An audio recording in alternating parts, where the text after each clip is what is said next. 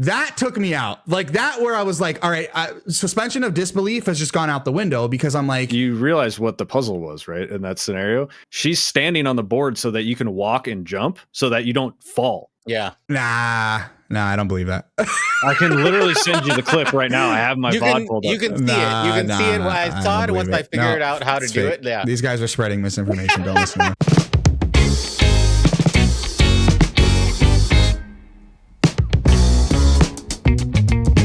Welcome to the Content Mill, the show where three creators from four corners of the internet all get together to talk about what we are playing and what we are making. My name is Johnny. I am your host. With me are two of the homies. First, one of my regular co-hosts, Eric, Mr. The Human. How the heck are you doing today? I'm good. I played this game first. I beat your guys' asses to beat this game. And played it the day it came out, and I've been dying to talk about this game since then. Eric has been like breadcrumbs to us, feeding us little like cryptic messages. Yeah, he's basically no punctuation, no nothing, because I'm a very punctuation heavy texter. Yeah. So none. Flat affect. Eric, basically show the camera your face of what you showed us, what your reaction was to the game. What was the GIF? It was like the. Yeah, like it's kind of yeah. But even that was even more expressive than what we got. I found the most vague fucking GIF I could send. That's the perfect take on how I felt about the game without they both took it both directions, and I was like, perfect. That's exactly what I wanted. Oh my gosh. Well, you're gonna get a lot of discourse on that on today's pod. And speaking of which, that second sexy voice you hear with us as well is our good friend here at the Content Mill. It is Chris, aka the Nerdlies. How are you doing today, Chris? Doing pretty good. Thank you guys for having me. Very much appreciate it. Probably oversold a little bit on the voice, but okay. I'm okay with it. I'm okay with it. You can prop me up anytime. As somebody who has edited quite a few episodes with your voice, Chris, I have to say he's correct. The people know. People know. Those episodes do real good, and they're always like, "Who's this guy? Why isn't he here all the time?" You know? Chris, for people that don't know you, who is the Nerdlies? What is the Nerdlies? Where is the Nerdlies? When is the Nerdlies? Why is the Nerdlies? Tell us a little bit about yourself. So I'm very curious about that last one. The Nerdlies is a gaming stream from like 2015. We started out as a podcast. Me and my wife started a podcast called The Nerdlies. We talked to a lot of creators. After 2020, I kind of pivoted to just doing game streaming because we didn't have a lot of content to talk about. I still had games to play, and I still wanted to connect with the community. So kind of fell into playing a lot of indie horrors and following a bunch of other indie horror creators. So that's what the stream is about. Indie horror games, variety games. I play a lot of Sims and like visual novels and full motion video games. So really just trying to showcase what like the plethora of video games out there for people to see. And why? Because it's fun. There you go. There you go. Well, this is a gaming podcast, Chris. So I got to ask you just to get the juices flowing. What's your favorite? You said horror games. What's your favorite horror game? Ooh, it's a tough call. I usually say the one that got me into horror games was Oxenfree. Oxenfree is not really a traditional horror game, but it is kind of a spooky game, story game. I love voice actors and that sort of thing. So that game got me into it. Another one that I really love is at Dead of Night. One of the scariest games you can play. It's a point and click, full motion video horror game. That one is wonderful. And then it's the Inside and Little Nightmares got me into indie horror. Like this style of platformer horror game really, it just made me happy, I guess. Inside is so good, bro. It's so good. Inside is so good. There's a reason why everyone brings it up when we talk about these types of games. Yeah, it belongs on all those lists. I remember the first time I played Inside, and just you roll credits on that game, and it's one of those ones where you're just like, you're sat in silence and you're like, yes, I have to just mentally digest what I just experienced right now. And some of the most hair raising, obviously I'm freaking out thinking about it right now. Right. Some of the most hair raising chase sequences I've ever played in a game. That's a super good pull. That's a super good pull. It's one of those where every single person who ever plays that game has not the same reaction at the end, but it's definitely a visceral reaction to whatever the ending means to you, I guess, or doesn't mean to you. There's definitely a level of WTF when you get to the ending. Absolutely. Well, Chris, you mentioned Little Nightmares, and Little Nightmares is a little bit of an allusion to what we're going to be talking about today. Because Chris is the horror aficionado, we had to bring him on because today we are talking about Reanimal, which is these kind of, I guess, spiritual follow-up to Little Nightmares, 1 and 2 at least, and we'll get into that specifically. Yes. Reanimal just came out. We wanted to talk all of our high-level thoughts, some spoiler thoughts we'll get into as well. We'll make sure to let you guys know about that. But before we get to our Reanimal review, wanted to run through our housekeeping, our run of the mill. First and foremost, our last episode just dropped last week. Remember, we do release every Wednesday at 6 a.m. Pacific Standard Time, 9 a.m. Eastern Standard Time. Last week we dropped, the boys all got together and talked about the one thing that 4 dudes should be talking about on pods: love and romance. That's right. Yeah. We talked about love. We talked about all our favorite romance in video games. So go make sure. Yeah, we need more of that. Love in the air. Yeah, more vulnerability, just talking feelings. We need that. We need that. So go make sure you check that out. That was a really fun conversation. We did get a little unexpectedly deep at some time. So make sure you go listen to that episode. And a little spoiler, Eric spent a good chunk of our episode waxing poetic about Roxanne from Sucker for Love. And Chris knows. Chris is a knower. It was a good pull. Yeah, it is a wonderful pull. It is exactly, everything that Eric said during that episode, I'm just going to stand behind it, even if I haven't heard it all. No, I literally brought you up. I'm pretty sure we've talked about it together before. Multiple times. Yeah. No, it was definitely a good pull. We got to go into all. It says a lot about like what our gaming tastes are and what we look for in those kind of stories. So make sure you go check out that episode. And then the only other thing I wanted to point out is the Reanimal VODs. Since we're talking about Reanimal today, I just wanted to shout out Eric, Chris. You both have your VODs up live on YouTube now. Yep. So if you wanted to see a little bit of a taste of what we were talking about today, obviously full spoilers, it's a full playthrough. Go make sure you check that out for on Eric and Chris's YouTube. I'll have those links in the description below. And then you can find that also on my Twitch, twitch.tv/JohnnyDeCross, so you can check out my full playthrough in a couple parts. And we're going to have some pretty interesting conversation about how that went for all of us here in a second. My VOD is slightly edited. It's not like, it has all the big points, but it is a quicker edit. I got it down to about 2.5 hours from a 4-hour stream. So, because there's a lot that doesn't need to be touched on too much. Like there, you can cut some things, and it also allows you to experience shit for yourself, which is always good, right? Yeah, so exactly. Definitely go check it out. If you want the full thing, though, Chris had he had a good long time, and we're gonna get into why your guys' playthroughs were so much more interesting than mine. Yeah, and it might inform our own reviews too. So this should be interesting a little bit. Yeah. Guys, so we're going to be talking Reanimal today. Like I said earlier, we're going to be starting off no spoilers, or light maybe if it's necessary. Then we'll jump into some full spoiler territory on what we thought of the ending, the plot, what we experienced along the way.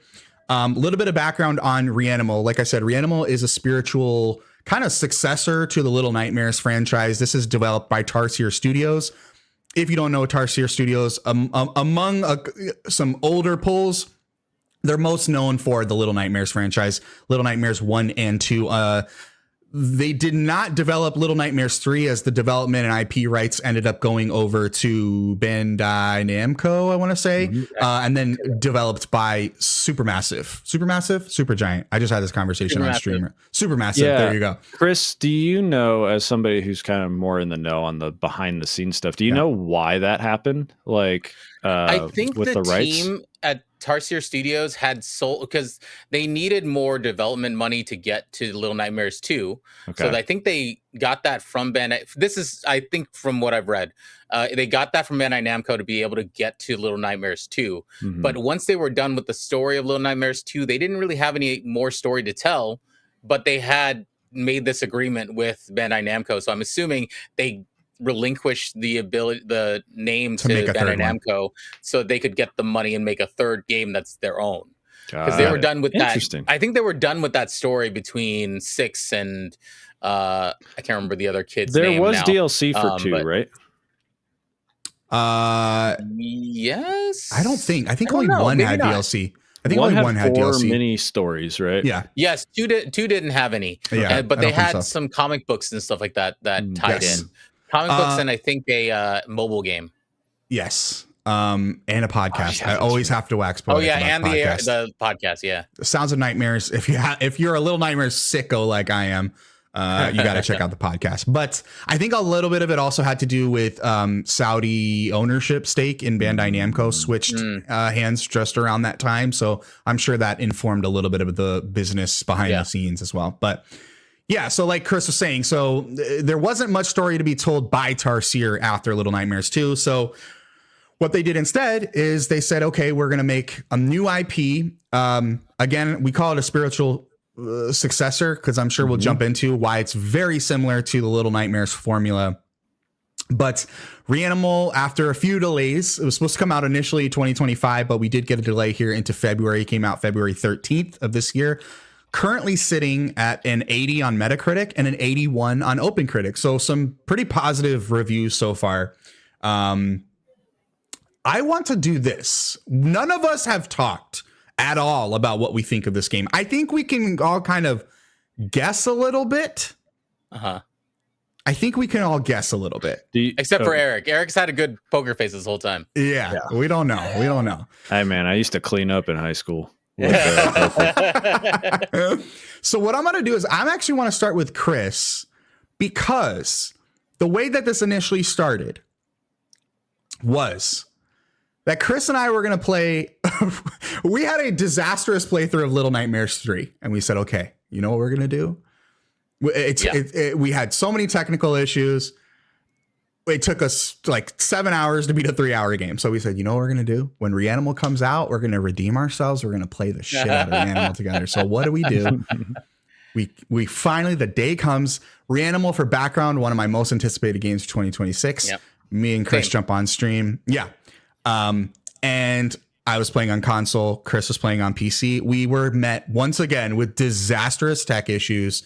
Not in the way of gameplay, but in the way of service network disconnects. So me and Chris played like the opening hour together, and then we went on our merry ways and played them completely separately. So you guys Chris, you guys played probably, I would say, like almost, you were very nearing like weirdly the halfway point of the game. Yes, I think it was about the halfway point. Yeah, it is like non-spoilers, but this game like ramps up and then just like free falls to the end really fast. Like it goes just fucking light speed all of a sudden. And I was like, oh, okay, got it. Yeah. So yeah, you guys were a lot closer. That's why I was so bummed. I was like, you guys are so close. Like, it definitely would have taken us less time in the second half than I think the first half did. Oh yeah, right. So Chris, with that said, talk to me. What is your high level thoughts on Reanimal? No spoilers. What did you think? What did you like? What did you dislike? Tell me a little bit about it. So my high level thoughts is that after obviously we had a lot of trouble with Little Nightmares 3, plus it was gameplay, a little bit of technical issues, but mostly that I wasn't really into it. I wasn't into the story. I wasn't into the new things they added. If they were quote unquote new, they were okay. Right. I think this one proved how much Tarsier cares about like this type of story and this type of design. So they really had the time to design enemies that were really interesting looking and environments that were really interesting. I think the game itself playing through, I loved my experience for the most part. I think there's a couple little details here and there that I think they maybe missed on, or a thing specifically I think they kind of replicated from another thing that they did. But other than that, it was what I expected out of Reanimal, which I had high expectations going into this.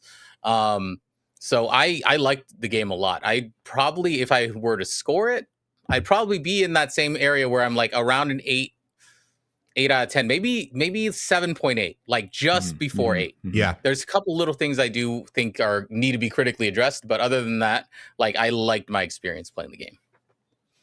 Awesome. Eric, what about you? Some high level thoughts here. Visually, this game is like stunning. Sound design's very good. Set pieces are very good. Character designs, all that. Everything else I could not stand. I lost. I mentioned this. It's very funny. If you go back and watch like if people want it, I can post my unedited VOD. I still saved that.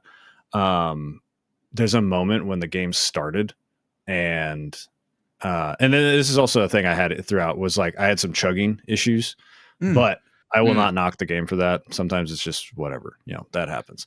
I was shocked. Like I can play like Monster Hunter and stuff, like no problem on my PC. So I was like, this shouldn't be chugging. And then by the end of the game, I had it set to like medium, and it still looked really good. But from the get-go, like the first opening scene with what they give you control of, I was like, I had a pause for a second. I was like, oh no, this doesn't feel good.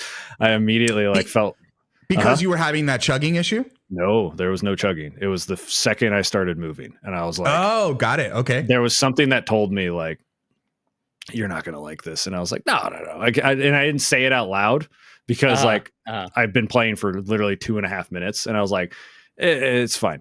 Like I'll get over it. And here's the thing. I love Little Nightmares 1. I love the DLCs. I think they're all really good. I haven't played Little Nightmares 2, and I'll keep saying this. My wife loves Little Nightmares 1, and she just hasn't been in the mood to play Little Nightmares 2. So that's why I'm holding off on it. Feel free to discuss certain things about the game without worrying about spoiling things. I know it's a game that appears to have co-op, but is not co-op. You have an AI controlled character. I know all that kind of stuff. I know that Six is in it still, and you have a little buddy with he's got the bag on his head, right? That's mono. Mono. Yeah. So I know a decent amount about it. But I loved Little Nightmares 1. It's one of my favorite of one of these games. And I loved the environments in this game, and I thought certain set pieces were cool, but by the end of it, I was just like, what am I doing? Like, why am I doing most of this kind of thing?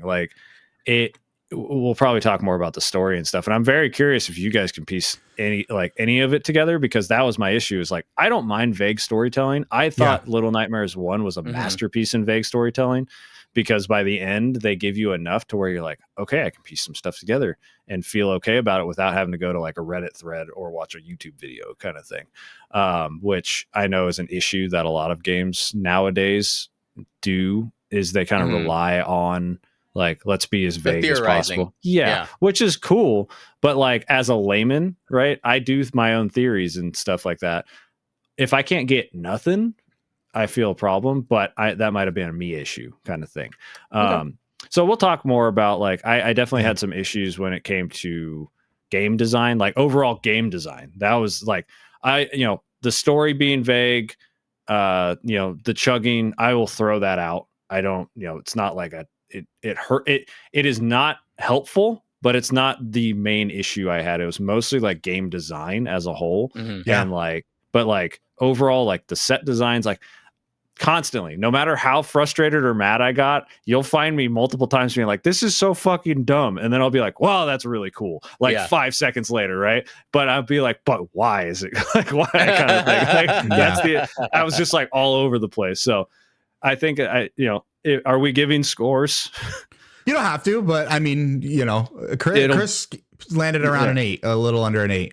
It's 5 purely for design, purely for design of the Fair. And that's how strong it is if you took away how cool the game itself and the set pieces and everything looked, it would be a 2 probably. But that's how strong it is. It's it's basically somebody one of the reviews I was looking, because it's it's getting positive reviews, and I was just I was confused for so many things, right? Especially because it was the day it came out, so everything was fresh. So I'd be curious to look back in a month to see. But somebody put it was the way I put it was I stumbled upon somebody's old DeviantArt page that was really good at horror landscape, right? And someone made a game around it.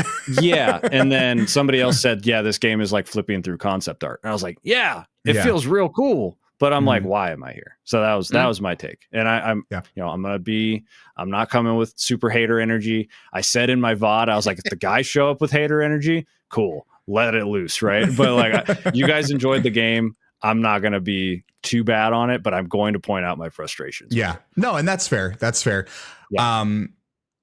All right, so 5. Wow, I was not expecting that, and a lot of heavy lifting for design. This is what I'll say about Reanimal.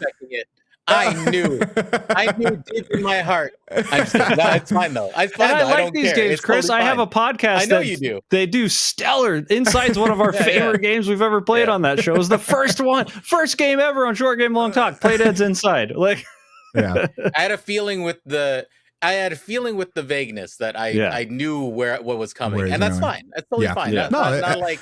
Yeah, we this is what these dialogues are for. Is like we're okay that we don't have the same opinion. And it's so like I was excited for this game too. That's what's so mind blowing. Is like I like these games. I like these type of games a lot, right? And I love the vibes. So that's what I was just like. I felt crazy because I was like, why am I not enjoying this? Like, what is happening? So yeah. So. And I'm going to kick to you in a second, Eric. I didn't want to cut Chris short, but I wanted to get into my thoughts before I go into your nitpicks. And that was intentional because I think some of mine will feed off of my experience I had with you, not from a technical standpoint, but maybe more so from how I ended on the game. And I'll get to that like as a spoiler free giveaway as I can. From a personality standpoint with me personally. So this is why I'm here. It's like a 1 out of. Just like, well, that's the other thing, guys, is like we haven't laid out like really, we talked a little bit about, you guys ran into your technical issues, but yeah, I was always going to play the game solo. And then you guys were always going to do the co-op. And then what happened was you both finished the game solo. So I am so damn curious about your experiences because what a big thing I was running into was like, this game was not made to play solo.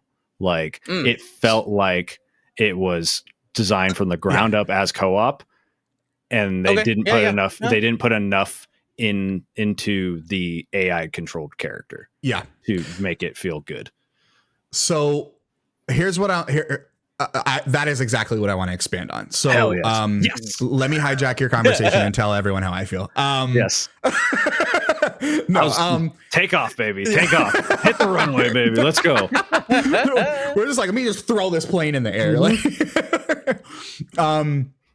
here's my thing on Reanimal. I think I'm somewhere a little bit higher than Chris, but like we're talking like a fraction of a percentile. So you're at a solid 8. I think I'm just around sitting at an 8. My experience with Reanimal is that, like I said earlier, this was my number 1 most anticipated game of 2026. I'm a Little Nightmares sicko. I adore Little Nightmares 1 and 2. Their Tarsiers' ability for environmental storytelling, visual storytelling is just, personally, I think it's unmatched. I think they're so good at that entire genre. And which is funny because I think those are their only 2 games that are examples of that kind of formula. Yeah, what are their other games? They have a few old games that are like theorized to lightly tie into the Little Nightmares franchise, but because of IP rights, which I'm sure we'll get into here as well with Reanimal. I think Reanimal is a masterclass in set design, in just environmental art. Tarsier is just their character design and their ability to make you feel just uncomfortable being in the same space as certain things, even if they're not moving. The amount of times in me and Chris's playthrough where just even in that first hour and a half, where you're just in the space with just gross shit and you're just like, like it's not attacking me. I just feel, I get like the heebie-jeebies like being around it. Tarsier is so good at that. I think the story it's very interesting for me because I think I have a similar issue with the story that you had, Eric, but like the same issue, but for like the complete opposite reason. Okay. I think that this game is just as good as Little Nightmares 1 and 2 at its environmental storytelling. The problem is, and we'll get into this in the spoiler section, the problem is I think they hit a point where they're really on the nose with what they're trying to tell you. And it just somehow, as much as I enjoyed it and I rolled credits and I was like, all right, I got theories. I think that was interesting. I think they almost leaned too far back into like being too vague. I think it would have made for a better experience if they kind of just stayed very vague, like they were in the first hour of the game. But you do hit a point. I would agree. You do hit a point about the 75% mark where they're like, all right, and here's what they're doing, and you're like, oh, okay, well, yeah. All right. I still don't understand a lot, but now I'm trying to understand like what you're trying to tell me, and the dots are not connecting for me. So that would be a big thing, but I didn't dislike the story. I still was like excited to go, like, obviously we're doing this pod. So I was like, let me hold off. I was still like, if we weren't doing this pod, I would have been like, let me look up the theories. Let me figure out what I missed in the background. Let me try and figure. So, but I think it was a little bit of a detriment because they didn't know, like, do we be obtuse? Do we not be obtuse? Oh, here, we'll just give you a little bit. And then they dial it back again. And then you're in the credits and you're like, and then you're like, like, it's just, it's kind of back and forth. I do have thoughts on that once we get into the I think I have a theory as to reason to that when we get into the spoilers. My theory, personal theory. Okay. Hell yeah. One thing that brought up, this is not a spoiler. It happens within literally the first 3 minutes. How did you guys feel the voice acting lended itself to the story? I personally liked it solely because they've never done it before. Like, I think that they hired good voice actors too. Like the lines weren't read in a way that I felt were out of the context of what these characters were. Now, do I think that they helped along like the story the entire way? Maybe not. Like maybe you probably could have not had it, to be honest. Yeah. Because none of the other games we've had has had any context with dialogue. Not that, and I don't think the dialogue here made a huge bump. Yes. But I did not mind it, is all I had. Yeah. Yeah. Johnny, what about you? Yeah, I felt the same way. It was like, I don't know if I needed it, but I didn't think it was bad. I mean, it was there, but with the story they were telling, I don't know if it added anything. That being said, I would be curious to, once we start diving into theories, like what the intention behind the need for dialogue was. I think that's a different conversation. Because I think the intention behind why it's there versus was it good is like two different conversations. Yeah, no, I'm not asking if it was good. It was good. Like the voice acting, I think it was great. Good. But I think the biggest thing is I was like, why? I kept asking. I was like, why is this here? Right? Yes, and I think that's the conversation. This is bad. It's like, why is this here? Because I do think, going into your point of vagueness, you take the voice acting completely out of this, that pulls the vagueness to a good level of being like, we really don't you could be right. Yeah, you could be right. And or if they wanted to tell a more cohesive story, which we'll talk about more, I have some theories on how they could have used voice acting a little bit better. But the voice acting, the performances were great. I was like dumbfounded the second the girl talks or the guy talks within the first 2 minutes. I was like, whoa, there's voice acting. So the other thing too I wanted to touch on, and this is kind of the experience that I had, Chris. I want to know if you had the similar experience. Little Nightmares 1 is a completely solo, and I'm going to bring up Little Nightmares a lot here because I think it's necessary as like you're not a foundation. Have the conversation without bringing up Little Nightmares. It's just not going to happen.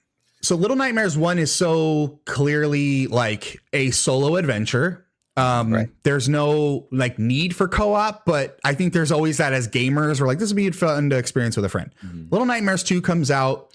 It is a game that you play side by side with a game companion, but it's not 2-player.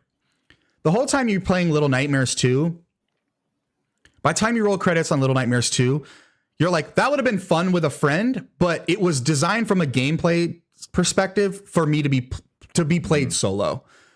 Eric, you hit the nail on the head. When me and Chris were playing Reanimal, there was many moments where I was like, I'm glad I have a player partner to be doing this with, because I don't necessarily want to just jump to it's going to be frustrating, but like I'm glad we could speak to each other in that regard, because doing this with an AI companion, I don't think would be nearly as fun. Yeah. That being said, when I rolled credits, I think that Tarsier did a good job with the AI companion, but I could not shake that feeling of like there's certain set pieces where I'm like, and we'll get into spoilers because I have one where I was like, this is so frustrating that I don't have someone to walk through this with. Yeah. There was times where I'm like, this was designed around having a co-op partner and not being played solo. So I think that was a little bit of a detriment to my overall experience. Chris, I want to know what you thought, because we started the game in co-op together. Just summarizing what Gianni said right then without all those words, I missed him too. Yeah. Dude, Johnny, I missed him Johnny, too. I was hanging out when you left. I was hanging out in the chat when you left the stream. Chris was heartbroken. He was so sad for like 20 minutes. And I agree. I think that the game was designed for two people. We had a really great time for the first hour, being able to trying to figure out these puzzles together, making the same mistakes, making different mistakes. Which I think is part of what the experience is with these types of games, is like you make a mistake and then you go back and figure it out yourself, or figure it out together in this instance. But yeah, once you start playing solo, it's just you lose that little bit of like, hey, I wonder if you could go try this while I'm doing this. You know, go to this other side of the room while I'm doing this, because I'm gonna try something over here or look over here. There's a little bit of that where they're making these expansive spaces, and they're big because you have the room to move around, and you kind of miss that when you're playing by yourself. So I do agree with you guys there, where playing by myself was a little bit different than what co-op experience I think they were trying to make. Yeah. And that's a good point on the exploration too, because like I replayed the whole game on stream today in the day we're recording. And I got to I caught up to where you and I kind of parted ways. And I looked at my mask collection and I was like, I didn't even get 2 or 3 of the masks that you and I got together. And I think a lot of that is just kind of like, I'm over here in this corner looking for stuff. You're over here by this door looking for stuff. And we had those moments where I was like, Chris, I found this thing. And you're like, oh, Gianni, I found this thing. And I think that is a part of the experience that is just completely lost when you're playing solo. And that's just gaming, you know, that's just gamers gaming. So that could easily just be someone in the comments can be like, well, fucking look around then. I think that, yes, you could easily write it off that way, but it's just the whole point is we're in this unknown world, and there is that fun of like, oh, I found this thing in this corner over here that you weren't even thinking about looking at. You know what I mean? Yeah. Yeah, it's definitely interesting with the exploration stuff, because that was one of the frustrating things I had in general, was how many times the path forward was like a hard lock. Like I was there like were a couple times, and it wasn't, you know, it's one of those situations where this could just be a 50-50 coin flip that I failed every single time, or the path forward and the hidden path are both designed in a way that you can't tell which one is like the main path, right?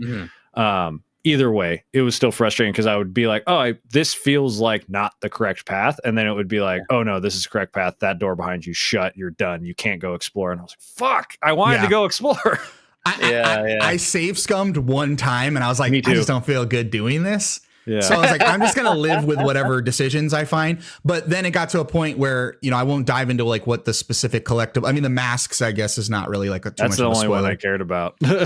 But there is a set of collectibles that I feel like is a spoiler. So I won't give it away right now. And those were the ones where like, I was like, I hate doing this. But Charlie, who's a regular on all of our streams, I told her, I was like, if you could just, shout out Charlie. She's awesome. I was like, if you could just give me a heads up that I don't like leave an area. So you know what I mean? I'm like, let me explore. Like, don't tell me go over here. But it's because to Eric, your point, it's like sometimes the main path and the optional path are not marked well enough to where you know the difference. And there are points where you will lock yourself out of going back. My big one was I'm just describing a hallway, so it's not but it was a hallway. and to the left was a grate, very small grate, kind of tucked to the left, and straight ahead was a crack in the wall. Cracks in the wall that you've been using constantly. I know what you're talking about. And I was like, clearly that's the way forward. We've been going through cracks this whole game. And I was like, I'll go through the grate, because the last time I went through like a grate was like I found a mask, and I was like, cool, I'll go through there. And then it was like story progression. I was like, pause, reload checkpoint, please. Like I said, I saved scummed one time, and that was the time. Really? That's so that funny. was the time. Yeah. I will say though, that's I don't take that many points away from the game for that. Specifically, solely because this is us being sickos for this type of game, and we know that they're there. Yeah. Yes. It's an option, like they said. Like you can play the game without it. So yeah, that's a great point. Yeah, you know, this is optional stuff. So that's a great point. That is a great point. I agree. Like that doesn't. It's a frustration that adds to many other frustrations, which is not good. But like. If that was the only thing, I'd be like, whatever. Like, it doesn't even move the needle kind of thing. It was just like, I want the masks, damn it. When I realized that I was missing like so many masks, I was like, what do you mean? Like, and I can't go back. I can't go back. Well, it's funny because in the beginning, another kind of just little collectible that you can get is you can collect posters as well. Oh, yes. Yeah. And I started off, I was like, I don't care about the posters. And then I got to a point where I was like, this is Tarsier. Like, this concept art, I have a feeling it's going to be like a big part of the context of this game. And sure enough, I rolled credits. I went through that concept art, and there was a couple like, like, okay, all right. Like, I didn't really catch that playing through the game. So then I got to a point where I was like, all right, well, now I want to make sure I'm picking up everything I can find. You know what I mean? Two things, guys, before we move on to spoilers is what were your thoughts? I want to hear from Eric, because I feel like I want to unleash some hater energy. Really? Oh, yay. What were your thoughts on combat, Eric? Fucking terrible. It was awful. I was so excited for it for a second. I was going to get a rise. We're talking about the crowbar specifically, right? Yes. Because there's there's a completely other form of combat that we can get into later that frustrated me to no end as well, but for a different reason. I was so excited but here's the thing. This is a spoiler thing. Remind me to circle back about button prompts for stuff. But basically when I was like, oh shit, yeah, combat against enemies, right? And not non-boss enemies, which I was like, cool. And then I realized like I killed 14 of them in one room, and I was like, these are no longer scary. Why am I scared? And then I was just like, everything is just mashing X. I'm not thinking, I'm not doing anything.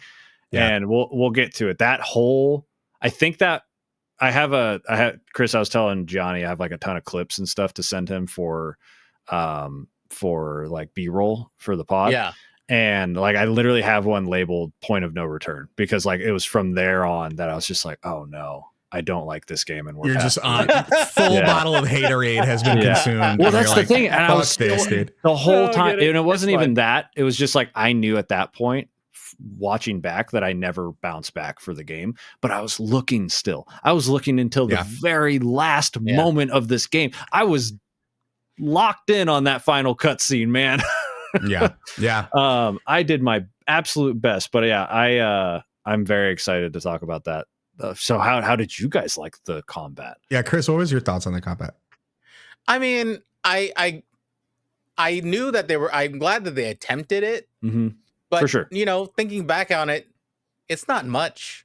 It's not much additional. Like I think this is me conjecturing, but I think they did it so that they had a little bit more texture to the game compared to Nightmares 1 and 2. That where it's just about being oppressively like scared and chased and all that type of stuff. But in essence, it's just a little bit of flavor that didn't fully get cooked. It's like you got put a little bit of oil in there, but you didn't heat up the pan enough. I would have rather the combat been like a puzzle situation where like we are like, we're not in grave danger where it's like one shot, right? When you're fighting like a boss, but like we're in the environment. And we're like, okay, we have to solve this combat room, right? Without just mashing X. We have to solve something in this room to kind of like get through it. Like something like that. I know. I think I know specifically which one you're talking about. Yeah. I think I lean closer to what you're saying, Chris. And again, this is, here's the timeline of things. No combat in Little Nightmares 1. Mm-hmm. Combat in Little Nightmares 2. Fucking awful. Horrible. It was so bad. It was impossible to aim.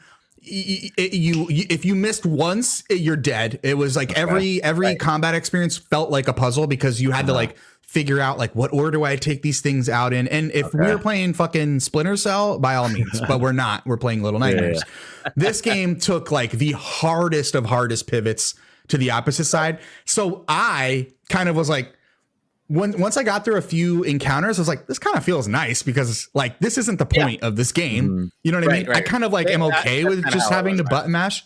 Yeah, and there was 1 or 2 situations where you kind of have to be careful about how you're maneuvering through the space. But other than that, it almost felt refreshing after Little Nightmares 2, because Little Nightmares 2, as much as I praise it as a 10 out of 10 game for me personally, the combat is fucking awful in that game. And thankfully it doesn't like overstay its welcome. Yeah. But the same thing here. It's like there's not enough encounters. There's maybe 1 or 2 sections where you do it a little bit more. Okay. But I was like kind of okay with that. Now I will agree with you though, Eric, is like once that you have that experience, probably specifically in the section you're talking about, literally the like, same section where I'm not scared anymore. Yeah. No, I was like, with the exception of 1 room, and we'll get into that. Okay. I'm so fucking excited to hear your guys' perspective. So last thing though, before we get into spoilers, because I have to call it out and I feel like not enough people are talking about it. Okay. Sound design. Oh yeah. Thoughts on sound design? Oh, it's great. Yeah. It's another thing that raises it from a 2 to a 5. Is just for the viewers. Boom. Like this. That is what they like we were saying. Tarsier specializes in visuals and sound design. Like this is every little motion, every little thing you encounter has its own unique little sound or whatever. Just it makes you feel a certain way because music will kick in a certain spot, or you'll hear something from a distance and it feels like you're in the distance of like how far the thing is from you. It's great. They just do a great job of it. Oh yeah. Yeah. Eric, what do you think?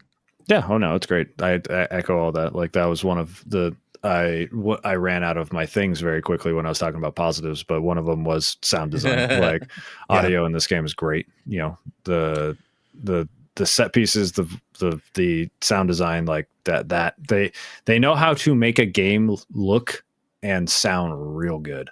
Yeah. The monsters, just like the wetness of it all, like the end sequence, again, no spoilers, but the end sequence is, I mean, the way that they even though they kind of do a poor job of telegraphing certain things, which I think is another one of my little nitpicks, is like some puzzle solutions will telegraph like a collectible on like the other side of the room. And then some puzzle solutions, there was one where I was like, I literally had to be standing on top of it for it to highlight. That's a whole different thing. But like the way they telegraph like optional collectibles, playing with headphones, I was like, oh, this is so cool. And that freaking synth drop that was in all the trailers and all the music. Oh, did we lose Chris? Slowly got bit crushed into indie horror hell. Chris was fucking reanimalizing, dude. Slowly becoming the thing that I'm supposed to be. It's a sheep monster. We'll edit that out, or maybe we won't. Who knows? Anyway, that's on Gianni to remember. I gotta remember that. But yeah, that synth drop. Every time that synth drop comes, and then they flip it into like weird and interesting ways, like as you progress through so even like that, it just I got chills every time. It's so good. Tarsier is so good at that kind of stuff. Absolutely love it. But guys, what do you say we jump into some spoilies? Yes, please. I need perspective and context. All right. So for those putting on my goggles and spoiler goggles, and then I'm going to dive into the pool of spoilers. The blood of spoilers. This is me asking for Gianni to edit that in. I'm just putting more work on Gianni.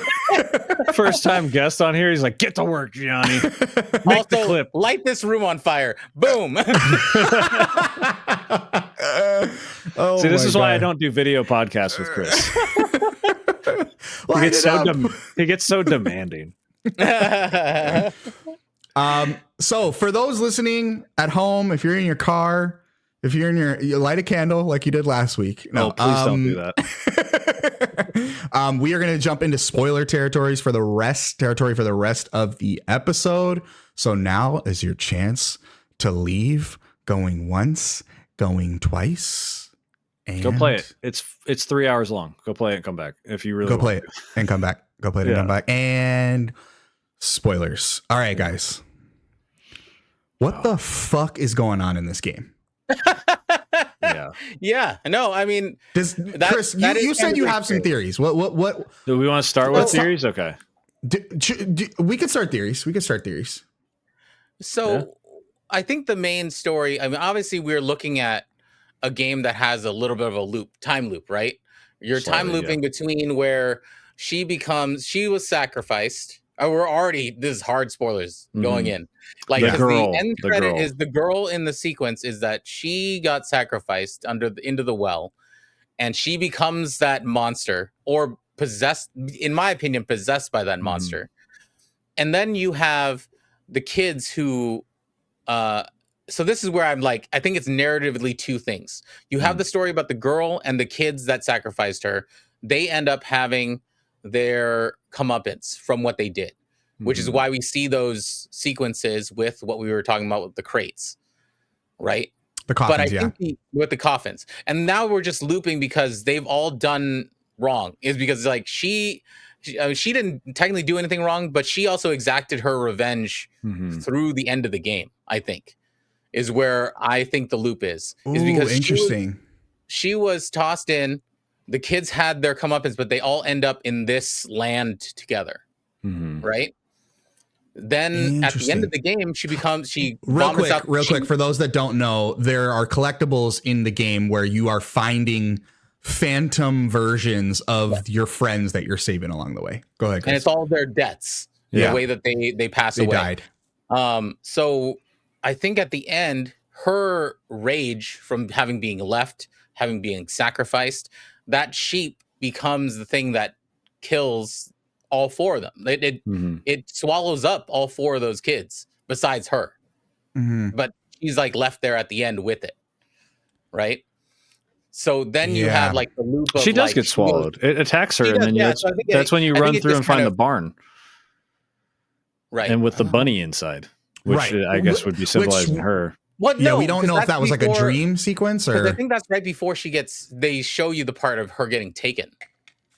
Well, yeah, she's standing up. This is literally the last shot of the game where you're like playing as you jump onto a car. The giant sheep that's turning into a bunch of tentacles and all that is like coming, and she's like getting lifted up. I was telling Gianni, I've watched this game so many times in the process of editing my VOD. I like have everything memorized.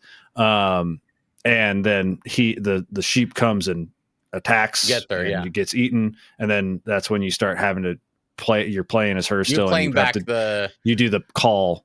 You call out thing. And then you eventually find the barn. And inside the barn is a dead bunny with its throat slit, which has been, they've shown that imagery in the movie theater. And prior to that, if you go onto a computer, there's the four bunnies circling around a dead bunny in the middle. Oh, yeah. You can find that in like really early on. And then she turns around, and that's when the rest of the people show sequence up. Happened. Yeah. So she does get eaten technically. Yeah. So I think they all get eaten by the rage that she felt by that thing happening, right? And that's the general loop of the game. But I think the other thing that they were talking about, which why I think I like the dialogue of it, is because there's parts where they were like, "Oh, I wasn't expecting you to come back for me." And then there was a part where I wish this didn't happen. I wish we could go back. But where they're saying that is when we're starting to get into the military part of this, which is like a very much to me, I felt like the whole end of the game was Saving Private Ryan, right? Like there was a ton of the sniper, the tank, which we will get into because I fucking love the tank. I'm so sorry. They got me with the vehicles because I love vehicle sections in games. But I think that the reason why I feel like it's two different stories is that they're also trying to tell an allegory of like they lost their innocence because they were in a war-torn area or affected by war. This is my theory. So this is the secondary story is that like they wish that they could still be children, which is why they're represented as kids. And get their childhood back, and they're trying to hold on to that and be friends together. But all this horrible shit happened that they've seen the horrors of war, they've seen the bombs being dropped, all that type of stuff, and they lost that, and they can't ever get it back. They can't get it back. So that's my secondary part of that story. That's my theory. Before we dive deeper, I would like to throw a wrinkle into everything. This clearly is like, 1910s. It's World War I. There's trench warfare, which is all, like World War I stuff. And why is there computers spread throughout this? That is also, I don't know. Okay. All right. Can I dive in a little bit here? That's where I was like, dive in. Yeah, please. Cause that's where I'm like, I, some of those theories, the war-torn stuff, the school, that is like possibly also like an orphanage of some kind or something like that. Like I have some theories, but none of them are anything more than just a thought. So that's why I'm like asking these questions. I was like, why the fuck there's computers here? Like, so yeah, Johnny, take it. Okay. So I'm going to touch on everything you guys I'm going to just touch everything. I'm going to be touching you both. Please. Right? Yeah. Touch me. Yeah. Let it. It's not again, we're going to talk Little Nightmares here. Chris is trying to climb out. Yeah, I'm trying to get in. Get out. I'm trying to show up in the other screen somehow. Yeah. We're going to touch on Little Nightmares because again, it just feels like if you told me this was a literal sequel to Little Nightmares, I'd believe it. And I'll jump into why, because, and this is not me spoiling much about Little Nightmares, but Little Nightmares as a series is very much about like the cycle of trauma and grief. I think what Reanimal does in a very similar sense is talk about the cycle of violence and how, like Chris said, like how it corrupts. So my read on this was when you find all the phantoms, it shows how each one of them, one gets hung, one gets shot, one steps on a landmine, one gets thrown off a cliff. My poor boy bandage. And one gets thrown off a cliff. Yeah, kicked off a cliff. So like kicked off a cliff. Like gets his ass kicked and pushed off a cliff. Yeah. It's not. Yeah, it's rough. Yeah. Yeah. The only one who is not, which you find out from one of those collectibles, is the girl. The girl is never. There's no phantom for the girl. When you open the coffin for the girl, it's a rabbit. It's another rabbit. And it's alive and it doesn't die. Yeah. Yeah. My read on this is like equal parts literal and metaphorical, because I think that like this is going to sound insane.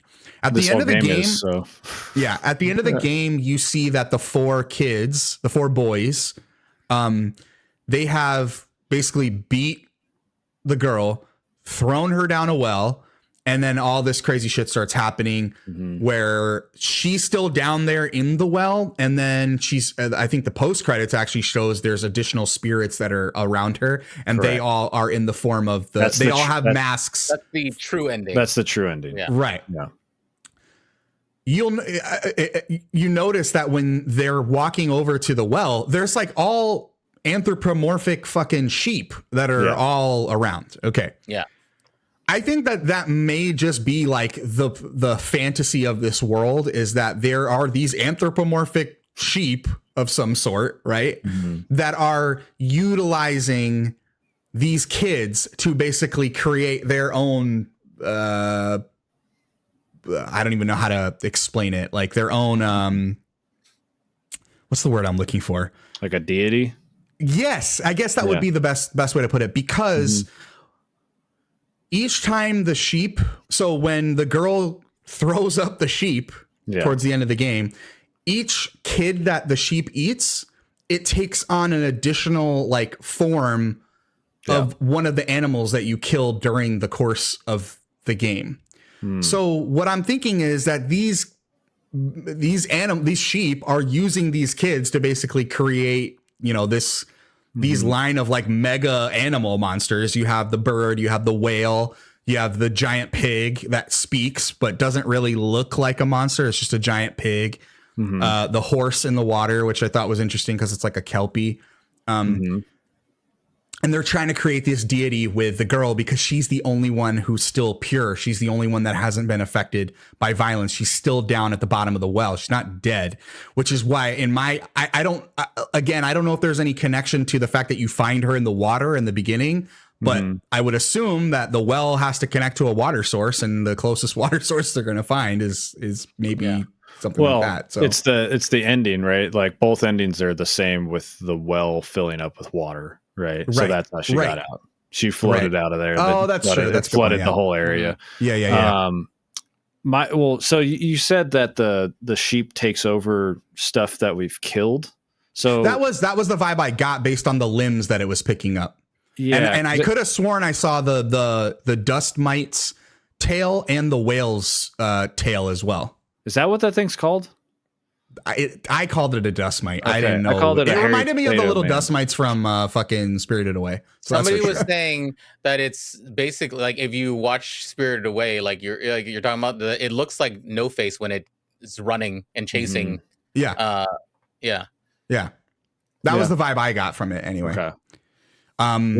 So I to bring that full circle, that's why I think like there's this literal world within Reanimal because you notice in the beginning, you have this like weird looking human who's somehow like farming the husks of other humans. But then in the end, all the soldiers are like real people. They don't look they're just normal disgusting. People, they just look like real people. So I almost get this vibe like, yes, this is a fantasy world, but there's like real shit going on here. Like, I don't think the war, yes, it's a metaphor, but I think it's actually happening in this space, if that makes sense. If I'm because they're shooting at you at the kids at the end. Yeah. Well, if I'm taking this as like they enacted these, this is my thought was they enacted some of these violences. They had that violence happen to them in their real world. Right. Right. So the thing happened to the girl. Those things happened to those kids. But this is like a combination. Like this is the space between where everything comes together. Time doesn't like it's a convergence. It's a convergence. Time doesn't super matter here, which is why I think you can get those things where you have that's the only way it makes sense. Some of those, you can get computers in D-Day. Exactly. Yeah, that's the only way it makes sense is that it's some kind of weird purgatory where time doesn't matter and there's a bunch of conversions, right? Yeah, and that's why one of my like frustrations with the game was the transition from area to area. If you didn't drive yourself there with a boat, they just shoved you in a vehicle and then it like you barely saw any of the stuff. Like you would get on the bus and it would just drive you away. Right. That was like, the one where I'm like, I don't really understand the bus. Yeah. The bus. This is me saying this as like invested to the characters, invested in the story. Right. Yeah. These kids have been through hell. Everything in this world is trying to kill them. Yes. Why would you stop, wait at a bus station and get on a bus that shows up out of nowhere? Yeah. You just had an ice cream man who came up, tried to abduct you, and you had to beat his ass, as we said in our playthrough. And you're just gonna get into a bus? Yeah. Like that. You don't acknowledge the driver either. You don't acknowledge the driver. Like you can't see his face. It's just a body. And then he's not a body. He's transparent. And that was my other pickup was that it is not a physical thing. It is definitely a spirit of some sort. Yeah. And it was like, and then the other one was when you leave the school, you jump in the back of a car truck. And you do the same thing where it's just like, we're just in like technically like a weird loading screen where we're not experiencing that journey to get there kind of thing. And it just felt so weird. I was like, this just doesn't feel like, Little Nightmares 1 is such a tight experience. At least with the truck. I mean, I totally agree with you that we move from one it makes space sense. to another. The truck makes sense. At least the truck makes sense. The bus makes zero sense to me.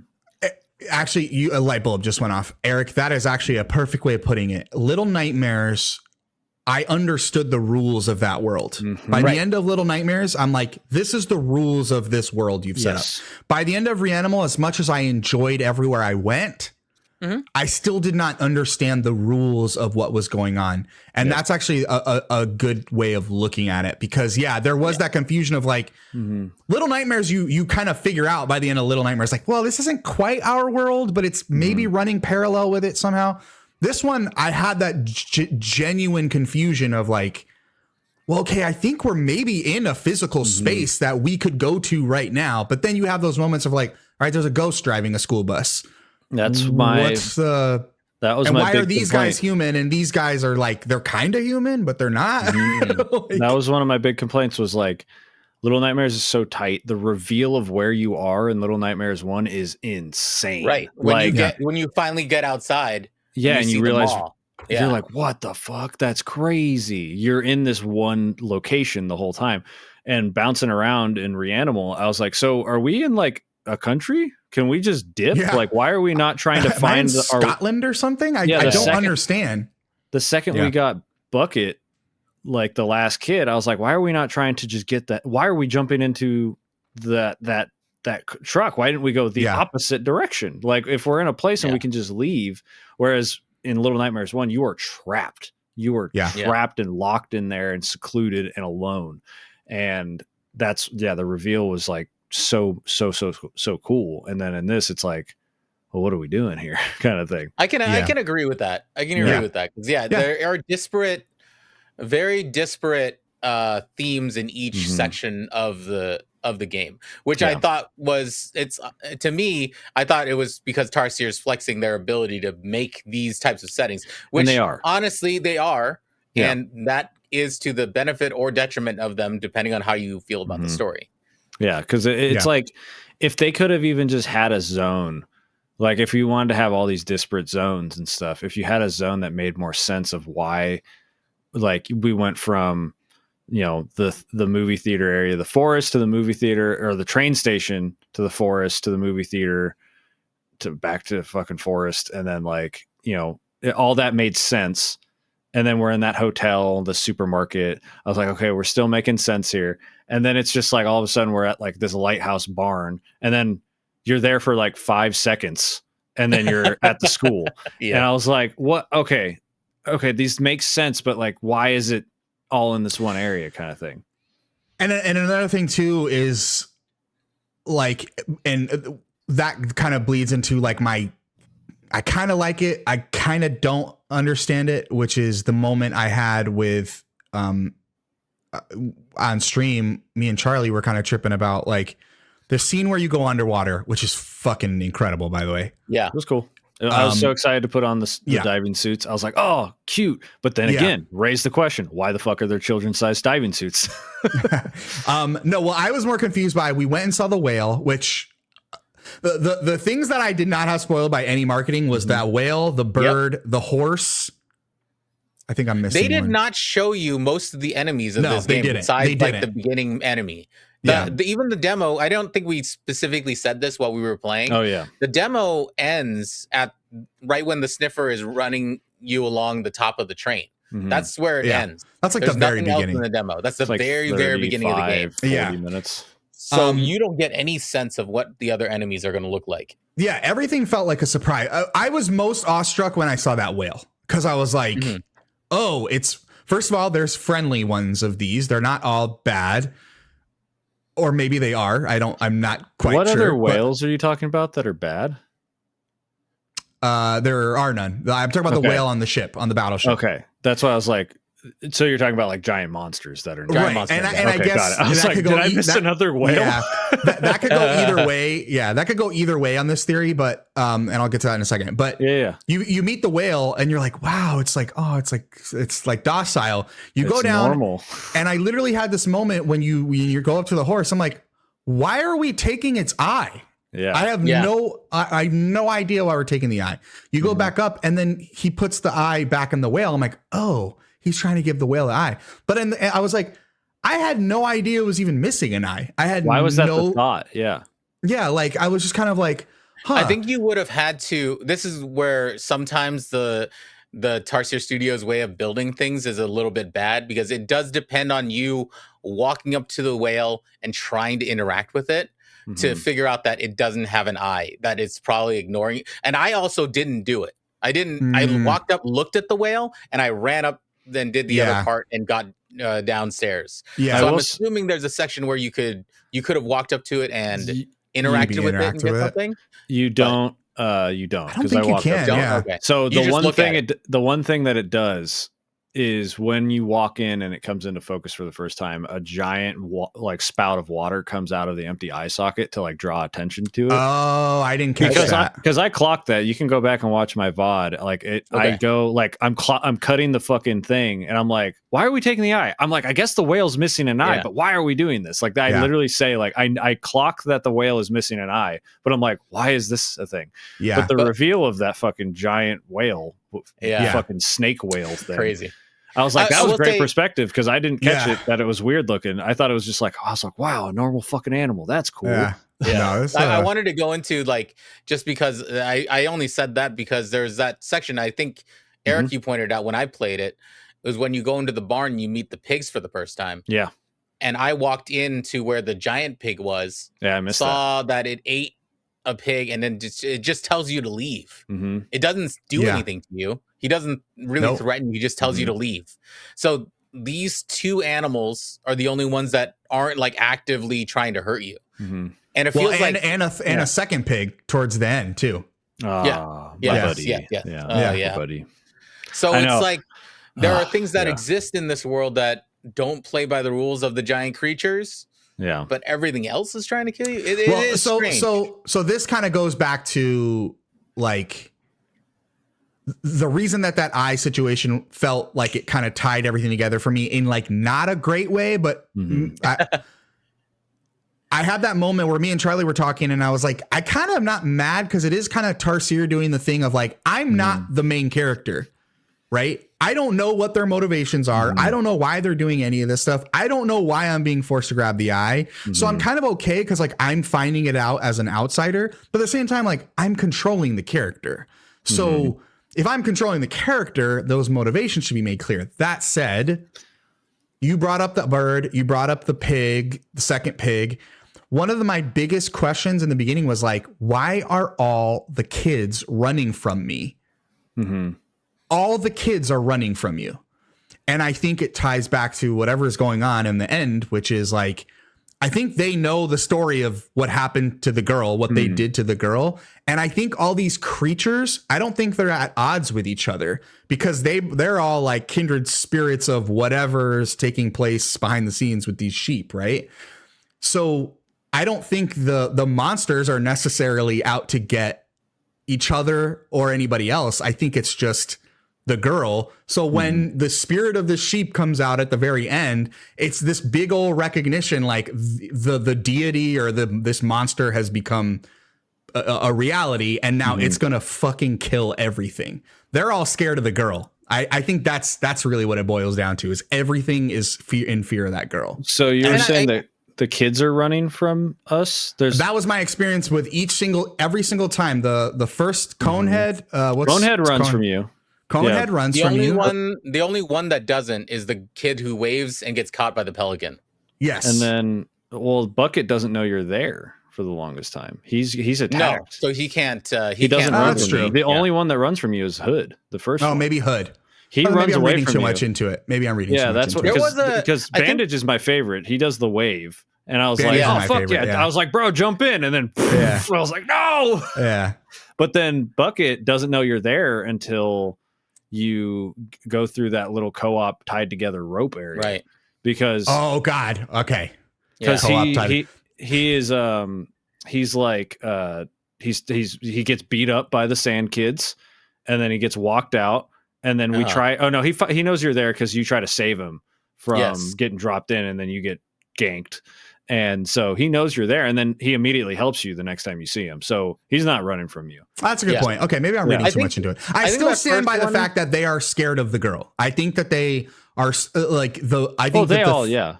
I think that the girl is the recoil target. When you go into the red scenes. Everyone recoils, like they know something's up. And here's my take. I wish I would have played, like, the girl should have been primary character number one. The boy should not have been, because I feel like, just like Little Nightmares, playing at fucking slight spoilers, playing as something that has like something you don't going even on know the with true you. spoilers. Yeah. You haven't played Little Nightmares too. I know.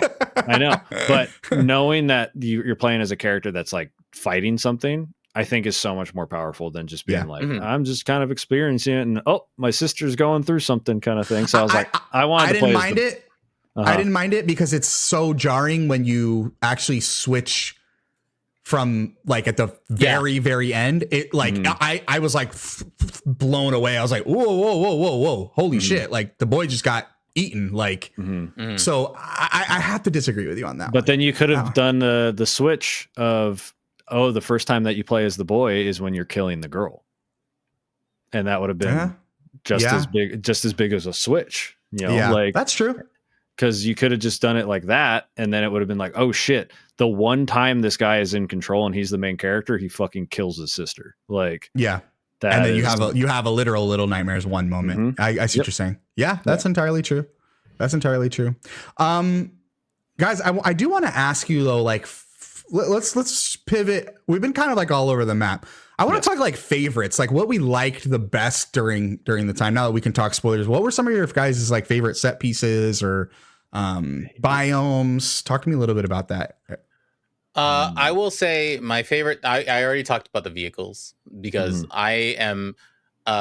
It was just the most surprising thing about this game was that there were two vehicle sections that I would never ever have thought that I was going to be able to drive a ice cream truck or drive a tank. Like, let alone that maybe being like weirdly dissonant from like everything else in the game, because now you're in a vehicle, you feel a little bit more protected. Yeah. But it was so cool to be like, it was just so cool to know that they know how to build a section like that. That was kind of exciting. Yeah. You know, me, that felt fresh and new. The other one that I liked the most, I really love the design of the chase of the Pelican. Yeah. I think that in all the playthroughs that I've watched and my own playthrough, just watching people run from that thing, like it's one of the best Tarsier chases in the game. Yeah. I think that those sections in particular are probably my top 3 favorite things. Yeah, I think for me is the barn, the whole lead up of the barn and chase scene of the barn. That easily was my favorite section of the game because I like the bosses. A lot of these biomes, you know, are not spoiled in the marketing either. So that first ladder up to that field of flowers, and I was like, oh, this is so beautiful and chilling in a weird way. The way that the flowers bend as you're like walking through the field was just so beautiful looking. The scene with the pig telling you to leave, then going up the lighthouse. And I had a legitimate jump scare when that fucking pelican came out of nowhere. And then the chase scene down, I think it was great. I also, Chris, like you, I really enjoyed the vehicle sections. I hated controlling the boat solo though. That's like the one thing I just did not like. I'm so glad to hear that. Yeah, I hated controlling the boat. Yeah. All the driving sections, even the tank, which is funny because a lot of people are like, fucking tank section. I thought the tank was pretty intuitive and very easy to navigate through. It was fine. But the boat I could have done without. Especially experiencing co-op boat versus single player boat. Yes. I loved either just having to run the boat or just having to shoot throw the harpoons. Again, going back to what we were talking about, like it's clearly designed for 2 people to use. I'll talk about the things I liked, and then can we get into that? Because the boat section solo are literally that was the point. That was my I almost refunded the game. Like I checked how much time I had. I had 111 minutes, and I was like, I have 9 fucking minutes to decide if I want to refund this game, because that's something we haven't mentioned. This is a $40 game. Yeah, and I know that is kind of the precedent that Tarsier has set with Little Nightmares 1 and 2. I know they were $40, $60 for the if you want all the DLCs too. Yeah, you gotta get those masks, right? We'll talk about the DLC in a little bit, but I definitely want to talk on that because I was that section, and I I probably played poorly, and we'll talk about that, and you can see it in the VOD, but I'll talk about the stuff I liked first, which I'm being honest, I'm running through the whole game in my head, and I'm like, what is the thing that stood out to me the most? And it's very interesting you guys say the lighthouse, because the lighthouse looked cool. The Pelican as a concept was cool, but it was like over and done with, and you did nothing, right? That's what bothered me so much about that, is you just took the guy. Also, how the fuck did the Pelican put the kid in the cage? Just a question. But there's a lot of questions. Yeah. That's just his little game. beak. Yeah. You know. Also, I had a thought. You can hear it in my VOD.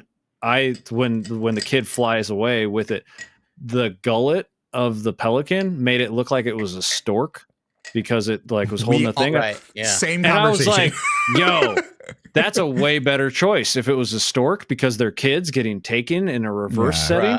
Yeah. Would have been way cooler. I'm just saying, Tarsier, that would have been a lot cooler. But yeah, go. I think to that point is like, yes, it was short, but I don't think like you need super long set pieces in this in a game like this. I kind of like the you're here, then you're here, then you're here. I actually kind of like that being ushered along. I will say that about the underwater section though, because I was like, I want to shout that out. Very cool section that is literally done in like 2 minutes. Yeah. And that was a bummer, because I was expecting like maybe 10 to 15 minutes, even. It's literally done in 2 minutes. You go down a hallway.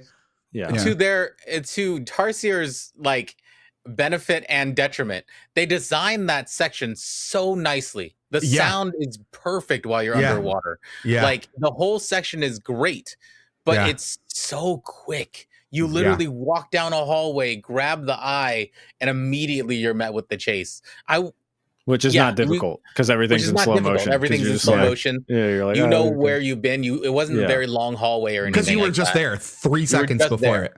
Yeah. So it's one of those things where it's to their detriment. They built it super beautifully, but because you built it so nicely, why the fuck weren't we in it more than 5 minutes? Sorry, I forget if this is a family show. I've been cursing the whole time. No, fuck that, dude. Yeah.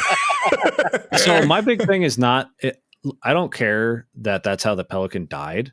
My issue is that, like, this game sets you up to think that each battle with these guys is going to be an overarching thing where you're running away from the sniffer, old school Little Nightmares style. Like, you're dealing with the sniffer in multiple different scenarios. You're running away, you're hiding, you're fucking with them, right? All that different stuff. That takes 45 minutes to 50 minutes to an hour, depending on how you play, because I fucking screenshotted the timestamp of when you guys beat it. And it was like an hour, because you guys, you're streaming. Take extra time. Yeah, it's always gonna take longer. Yeah. Oh, and then, by the way, what were your guys' play lengths? I never asked you this in the beginning. 4 hours, like probably 3.5 if you take out my breaks. I think I ended up at 4.5. Yeah. Okay. I ended longer than you guys. I ended around 5.5, but with chatting and ads, I think I probably would end around 5. Yeah. So I screenshotted it because I wanted to, because I had noticed how quick these went. So I wanted to see how you guys did it. And it was like an hour flat. You basically hit, it was an hour and 2 minutes. You guys hit, you beat the sniffer, right? Which stupid ass name. You should have just been called the Ice Cream Man. Like, I agree. Much better. Yes. I hate the sniffer as a name. Yeah. He does it. Like, I thought back, and I mentioned I've watched my own VOD like multiple times to edit and make changes and whatnot. He sniffs a body one time. He like, that's it. And I'm like, all right. That was a name that belonged in Little Nightmares, not in Reanimal.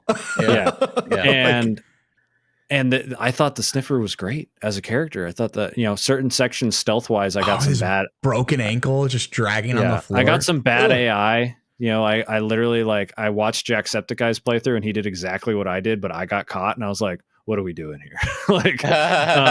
But you guys hit an hour and 2. You got the next kid in 20 minutes. I was like, you're going through these the pacing is a little weird. Fast. The pacing is a little weird. I'll agree. Yeah, I think that what Eric was saying before we did spoilers is that this thing does ramp up incredibly quickly after that first section. And the first section's the best section in my opinion. It's the most thought out. It has the most set pieces that makes sense, and it's the most guys. There's 6 fucking puzzles in this game. and it drove me nuts. Like like there's so many in Little Nightmares. You have like 6 types of rooms in Little Nightmares. It's like puzzles, enemies, avoid, set piece ones, and then like mysterious, wacky rooms and stuff like that. And I was just like, I did something and I was like, that wasn't a puzzle. Are we considering this a puzzle? Like I saw the thing and I grabbed the thing. We were talking about it too. The thing that was most like a puzzle, and I think I saw Gianni do it as well, so I didn't feel as bad about it. And I've seen other people do the same thing, right? Is that section when you first get past, when the kid gets snatched and you're in that open water area, and the first thing you see is the turret. So the natural inclination, there's red lights. All the game has taught you is to go to the red lights. So you go to that turret, and there's nothing you can do there. You can turn it, you can try to set it up, but it doesn't do anything. Which is super confusing. And then they give you the boxes that give you the end puzzle that you need, which makes it extra confusing. And someone I think Eric literally had to say, there is no puzzle here. There's for me to leave. That's what my chat did. They were like, Chris spent 20 minutes here. Just like do yourself a favor. And I was the only person I've seen go right because I was drawn to the seahorse. Right. And I was so bummed. I didn't even see the seahorse. I knew it was there, but I thought it was the bird the whole time. So I'm like, I'm not going to go towards the bird. So I did the little fuck up in the middle. I spent a minute there, and then somebody was like, oh, just move on. And then I immediately went to the next shore.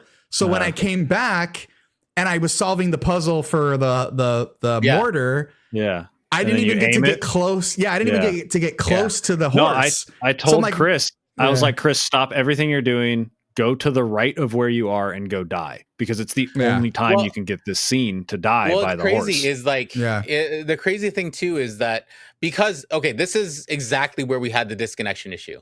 Which is the detriment to the both of us, because, or to my playthrough at least too, is because after watching and editing it back, I actually see the bird fly towards where it's going and where we need to go. It goes towards the lighthouse. I didn't see that in my playthrough because we fucking disconnected. No. We disconnected right when that scene opened. So I wasn't looking at the right stuff anyway, because my eyes weren't able to track what we were doing because we had restarted. So that is a big disappointment of the game, is that the connection didn't, the cross-play between us was real That's buggy. So interesting too, and I've seen other people who were on PC like the day after my friend Sonic was playing with our friend Riker, and they had connection issues too from PC to PC. So it was really, I don't feel bad anymore. Strange.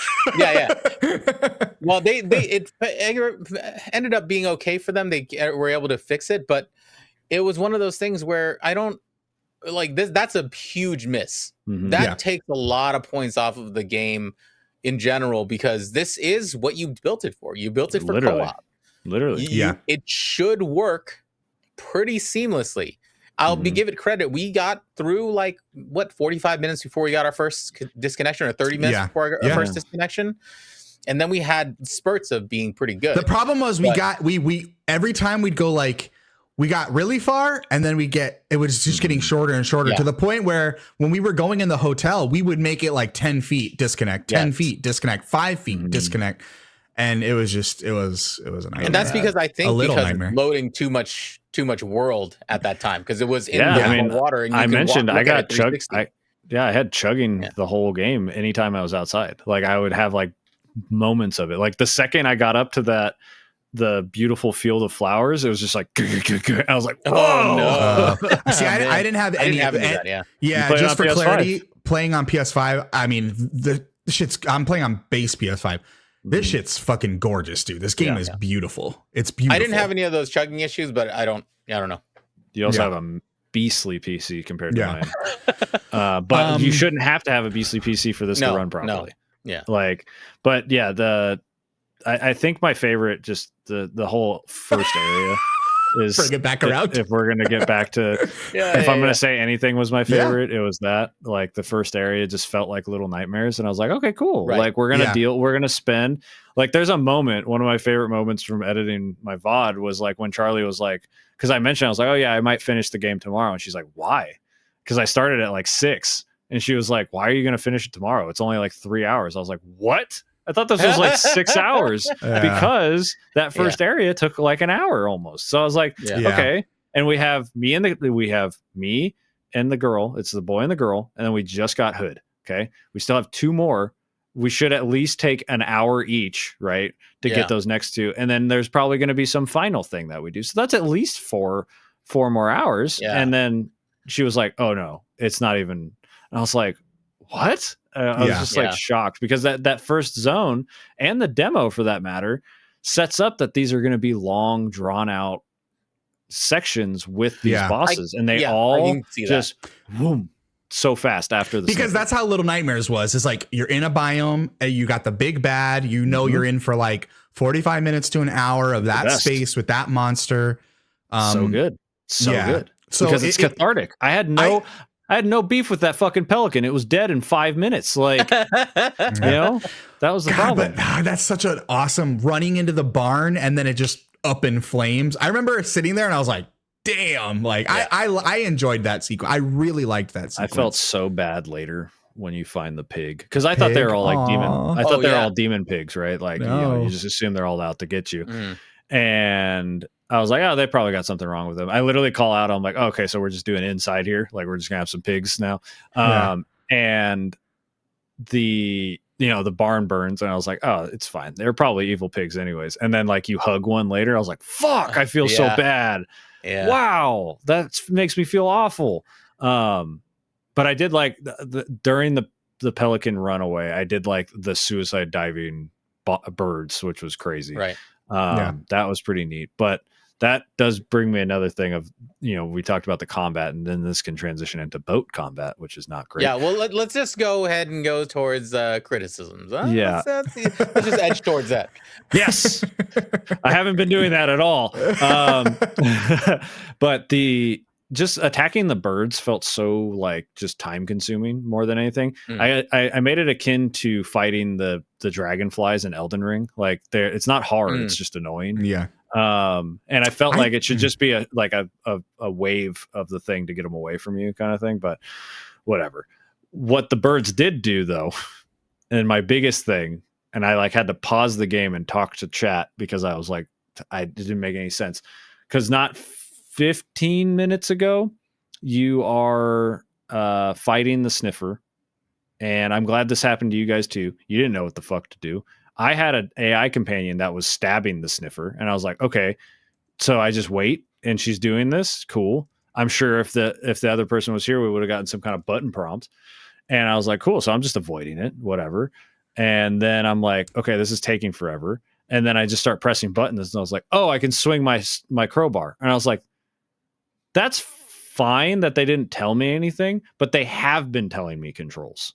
Yeah, that's what was so weird. That's one big miss. And then 15 minutes later, what do? You get attacked by seagulls of all things, and they're like, press X to swing your crowbar. I was like, where the fuck was that 15 minutes ago? It felt like they missed it.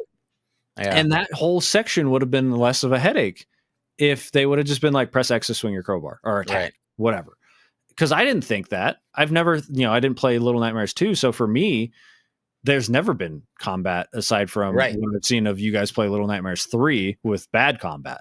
And so I was just like I said, Little Nightmares 2, as much as I love it, is bad combat. Yeah, I think maybe this being your first experience of combat in this space, I think traversal and combat in this game is 10 times more fluid than Little Nightmares. I would just rather have not had, like, that should have been a puzzle scenario. Where maybe like what we do is like we grab things in the ice cream truck to like get him to grab it and he like slips out or something like that. It needed to be a puzzle, not beat his ass, dude. Look, great clip, guys. Great clip. I loved it. That was like my favorite part. I yelled that too, same mind. But like it didn't need to be there. There didn't need to be combat in this because it eliminates fear. And that's what this game is about fear. I can understand that. And I see.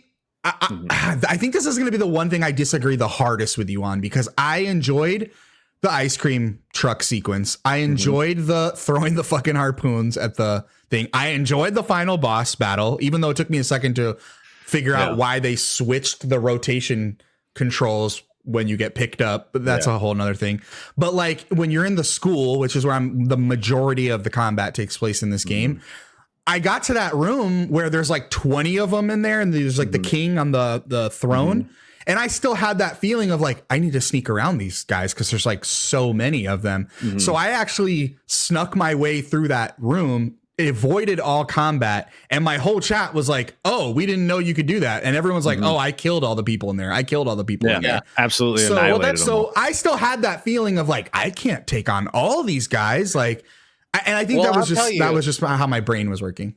I'll tell you why you didn't feel that way is because this is my gripe, is that that sequence is from Little Nightmares 2.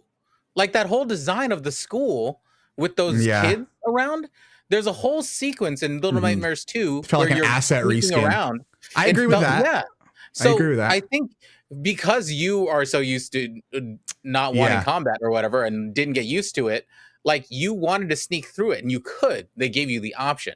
But when you do the combat, it's fucking easy. Yeah. It's so like you're just smashing 20 guys, and then I completely missed that Bucket was even in John that Wick. scene. Right? Like the whole school section, I hated it because like it just made no goddamn sense. And that was the section you were talking about, like missing the yes, that was that's the flap. I think we were all thinking about the same thing, because you go into that room with the king, and then otherwise you can't get out of it. But I hated that whole section. I thought it was so cool at first. I was like, okay, this is great. We got these little kids scurrying around, and then I found like there was two of them beating the ass of another one, and then they all decided to attack me, and I was like, okay. So I swing my weapon, and they're all dead in 2 hits each, and I was like, all right. And then I find 2 more, and I kill them really quick. I was like, okay.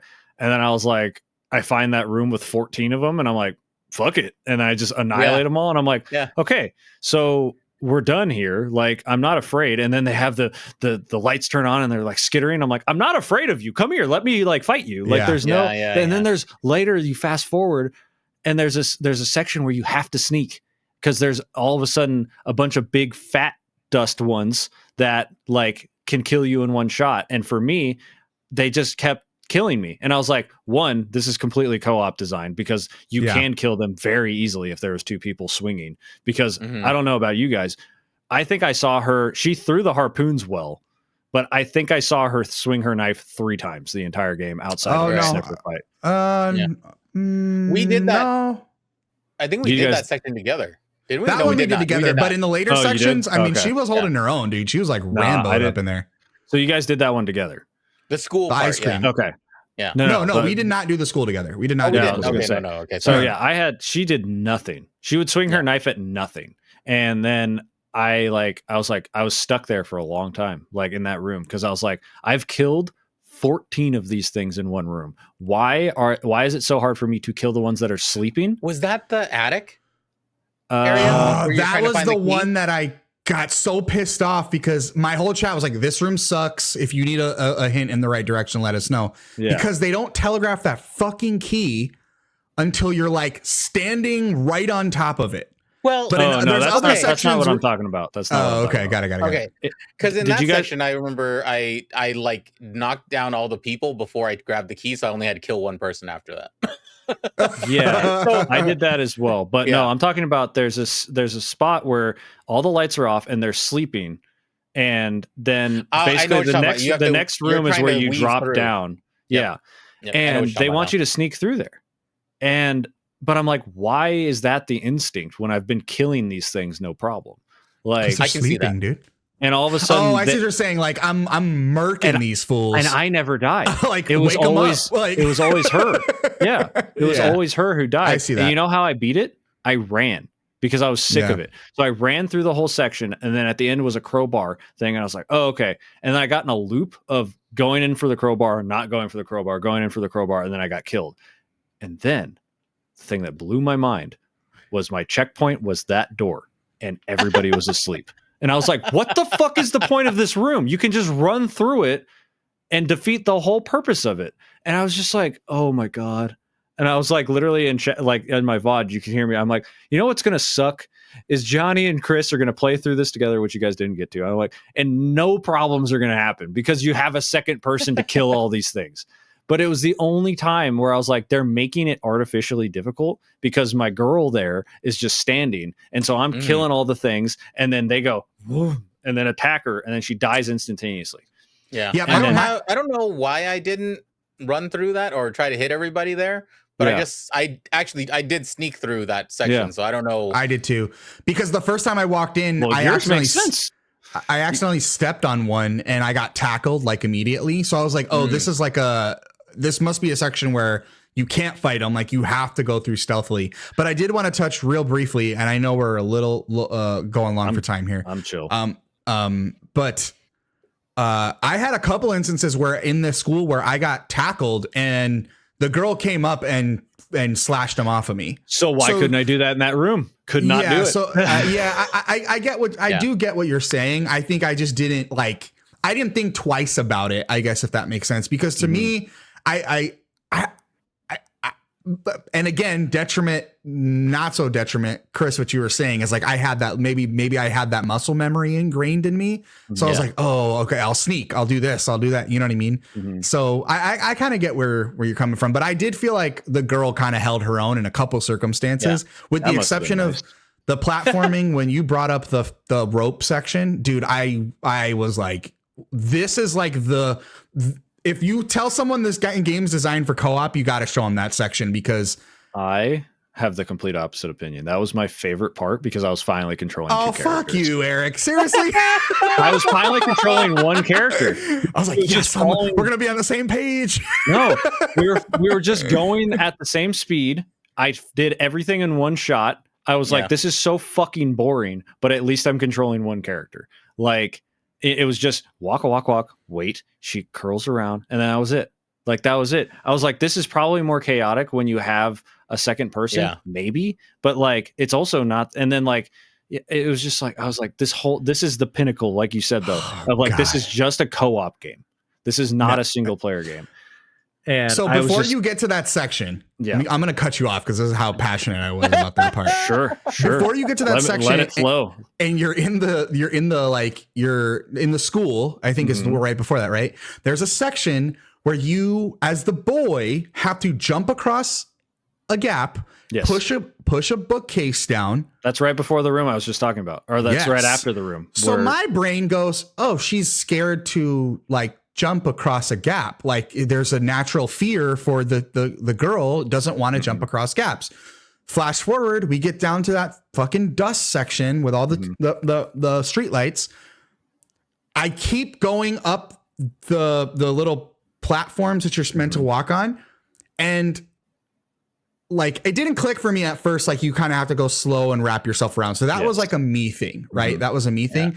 But it was that like, this would have been so much, because there was times where I'm like, oh, I'm waiting for you to jump. All right, now maybe just make a little hop, or you're not hopping. You're going to go a different way. You need me to get you closer to another. Okay, cool. That's the function. So now I'm leading her down the ways where she can walk without jumping. And then we get to the end part finally, and she just jumps across the gap. And I'm like, well, that took me out. Like that, where I was like, all right, suspension of disbelief has just gone out the window, because she doesn't have a fear of jumping. Do you realize what the puzzle was, right? In that scenario, it's a board. She's standing on the board so that you can walk and jump so that you don't fall, because it's a leverage thing. She's holding it in place. No, I don't believe that. I can literally send you the clip right now. I have my phone. You can see it when I saw it once I figured out how to do it. Yeah. These guys are spreading misinformation. Don't listen to them. I'm just disproving everything that you've been saying. That's the problem. Look, I came in here prepared to talk about a game I don't like, because I will never talk about a game uneducated if I don't. Johnny, light his room on fire. Light your room on fire, Johnny.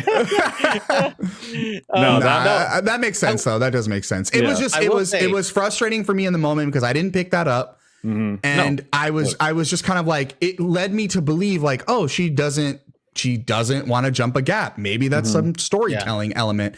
And on top of that, that was like the one time the AI was just not cooperating with me. So interesting. So it was frustrating. And then we finally figured it out. And I was like, I didn't get the point of that. It frustrated me.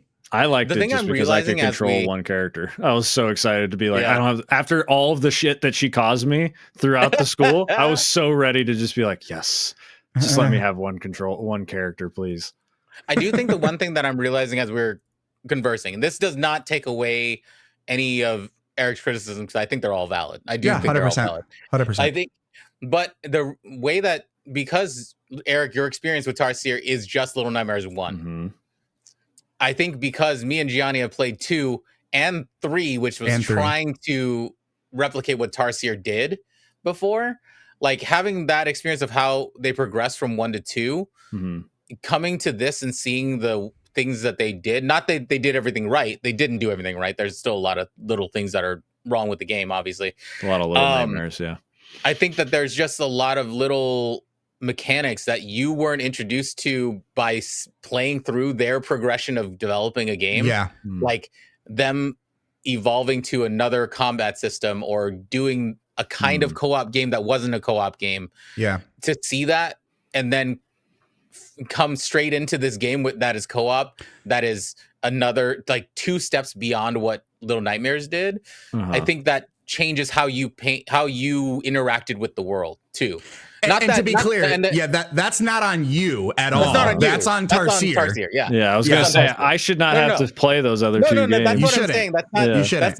That's not a thing that is a detriment to you. Your points are valid. That's what I'm saying. That the reason that we're giving it so much room, I think, is that this, for me and Gianni, we're giving it so much room because we've seen how much they've done between 1 and 2 to what Bandai did with 3 and then to this now. So like that paints the experience quite differently, because the design language is like it's uniform across, even with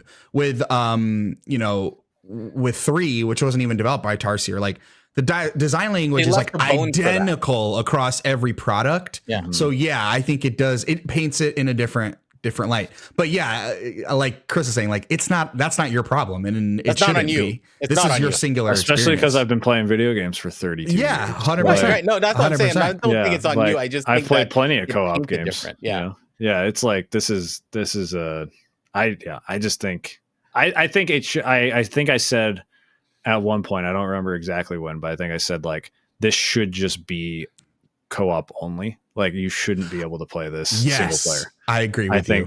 Because you're wrong about everything else. I ain't wrong about shit. I'm the only one right. I'm kidding you. Yeah, no, I agree. This should have been like, especially with the friend pass situation. This is like a dream. Like it's $40. You get a free second copy of it. So let's call it $20, but it's mandatory co-op. Because I think if they painted it that way, we talked about this on the pod last week with like Dispatch, right? It was like, thank God they set the expectations for what that game was going into it. Because if I went in blind, I'd have been like, what is this? Not to say that there aren't things that I wouldn't like about it. I think same thing with Reanimal. Like if they had just been like, this is mandatory co-op. You can only play with a friend, but we're giving you a second free copy. Because I think it would have made the experience 10 times better. That's like me and Eric playing Split Fiction. Oh, perfect. It was perfect. That's a game that is perfect to play as 2 people. You can because it's all designed on a second brain. Right. That's the big thing. Is if they would have just been like, it's co-op only, they could have actually made puzzles for this game that required 2 people instead of just being like one of my least favorite puzzles was in the last section where it's like, oh, there's a bunch of bodies that are hung up and in a shooting line and you just grab a gun, shoot the thing once and the key drops. And I was like, that's not a puzzle. Like I didn't solve anything. That was just an interactable. Like the most thing that was a puzzle was like a Fisher Price thing where you zoom in on the code to get the mortars to come and deliver. You just zoom in and then you're like, okay. And that's it. I was like, this is not a puzzle. There's no puzzles in this game aside from that walking section that Gianni hated. Like, there's like maybe six puzzles. That wasn't a puzzle either, though. Like, I don't. Like, I see what you're saying. I see what you're saying. Well, I had to figure out the shooting range too, because I'm over here like on the platform, like, why can't I aim? Clearly I got to shoot down the rope.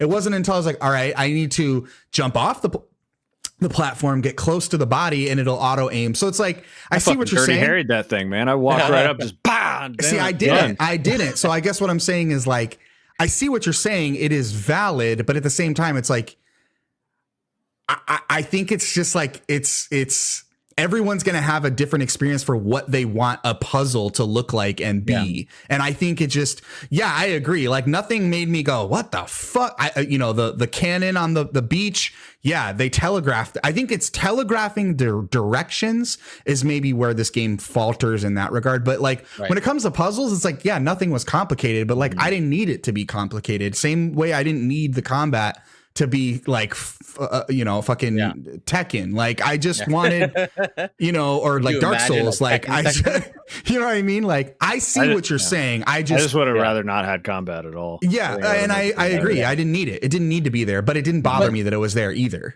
To Eric's point, and I think that this is why we have such a high standard for this game or for our score for this game. And I do say my score is lowering by like decimals here, just a little bit as we talk about it. Yes. But there's like the Little Nightmares, the first game, especially, and also the second game too.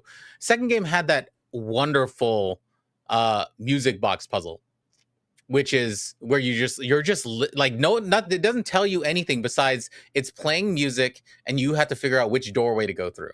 Mm-hmm. That's all that puzzle is. It's not a hard puzzle, right? It's simple, but it is a puzzle. You have to actively figure out your environment. Mm-hmm. The only one that I can point to that was trying to actively figure out the environment was the one we had problems with, the sniffer on that table. That's the only one where you had to figure out like, okay, I'm moving up to the front, and the AI the third person kind of helps you, and by telling you, hey, I'm gonna go up here. Now we got to go back here. And you guys were stuck there for we were stuck there for a while. That's on us. That's the other thing that was on us. I think what I'm saying is that you look at Little Nightmares, which it had the first one, which it had those inertia puzzles where the environment is moving and you have to figure out that, I can jump across this if I wait for this to move here. Right. Like, and then you have a bunch of stealth sections that were very satisfying and that sort of thing. And the boss fights were all puzzles too. Like getting the guy's arms off in Little Nightmares 1 is like burned into my brain. Dropping a fucking bowling ball on the other guy. Like these are all things that you have to set up because you are not a person of combat. You don't do any combat. And like in this game, it's just like you run away and something bad happens. The only thing that you have combat is with the sniffer, and then you throw the stuff. But like, I just stuck in one corner and then went like this, shimmied a little bit while they threw some fucking spears, which never hit. Did you guys get hit by those at all? I did, because I was I learned the first time because I stood there just one time because I didn't know what they were doing. I didn't see the one up in the corner. Yeah. So and I was just like, this isn't hard. Time. Like I can't. The sniffer, I think, is the only boss who killed me. And that was just because I didn't realize I could even attack. Yeah. Right. Everybody else, I just like gunned through it. Like it was just like bam, bam. I was like just fucking. I was Egon, just fucking hail of harpoons, fucking throwing harpoons at Bale into the fucking the hairy turd monster. Like so, I can kind of agree in that point that the combat was like, it's just not like it's not cooked enough. I would have rather been scared enough of the puzzles. Yeah, I would rather feel helpless in a game like this because everything's bigger than you. And that's how it should feel in that scenario. Well, I think we're going to have to disagree. I thought you were going to wrap up the pod. I was like, we have so much more to talk about. No. I think what it just boils down to is like what frustrated you did not frustrate me. I had frustrations. But like, to me, it was like, and it's so funny because when me and Chris came off of Little Nightmares 3, we were like, man, we didn't really do shit. We just kind of like walked from room to room to room to room to room. But it was because like the way they set that journey up, it felt like you were being ushered through a hallway. And I never got that vibe with Reanimal. Like I felt like I was in a living, breathing world. Interesting. Okay. An environment. You know what I mean? So because I had that exact same issue. And as you were saying it, I'm like, well, Little Nightmares and Reanimal kind of the same. Like puzzles weren't that difficult or non-existent. You're kind of just moving from space to space to space. But I think it was just with Little Nightmares 3 until the ending, unlike 1 and 2, I had no investment in what was going on until like the last 30 minutes. Whereas Reanimal, it was like, I'm kind of vibing with this world. I'm kind of vibing with these characters. I'm intrigued to understand what's happening here, even though they're not saying shit. And then they hit you with all this context at the end that still doesn't make sense. So it's like it's almost like two sides of the same coin for me, but I like this side a lot better, if that makes sense. So like everything, like Chris said, everything you're saying is so valid. I think it just didn't bother me. And the combat, I think, was like the perfect way to explain away all of it, which is like, I was kind of like the whole game. I was like, it's kind of nice that I don't have to think too hard about anything. We're just kind of catching a vibe in this really weird, fucked up world. You know and what I do think that comes from us being like loving this studio, right? Yeah. I think a lot of us being as positive as we are on it is because I trust in Tarsier in how they develop the game, because I felt like they put a lot of love into Little Nightmares, a lot of love into Little Nightmares 2. I didn't feel that with Little Nightmares 3. So I personally, maybe that's what it is, I'm personally putting what I think that they came in and did the love project that they wanted to do with Reanimal. So I give it a little bit more grace because of that, but I don't have to, because I don't have any loyalty to this. I don't work for them. This is not a paid podcast, obviously. So like, it's one of those things that, you know, it's just our love of the game. Sometimes you get painted by that. And that's 100%. That's how it is.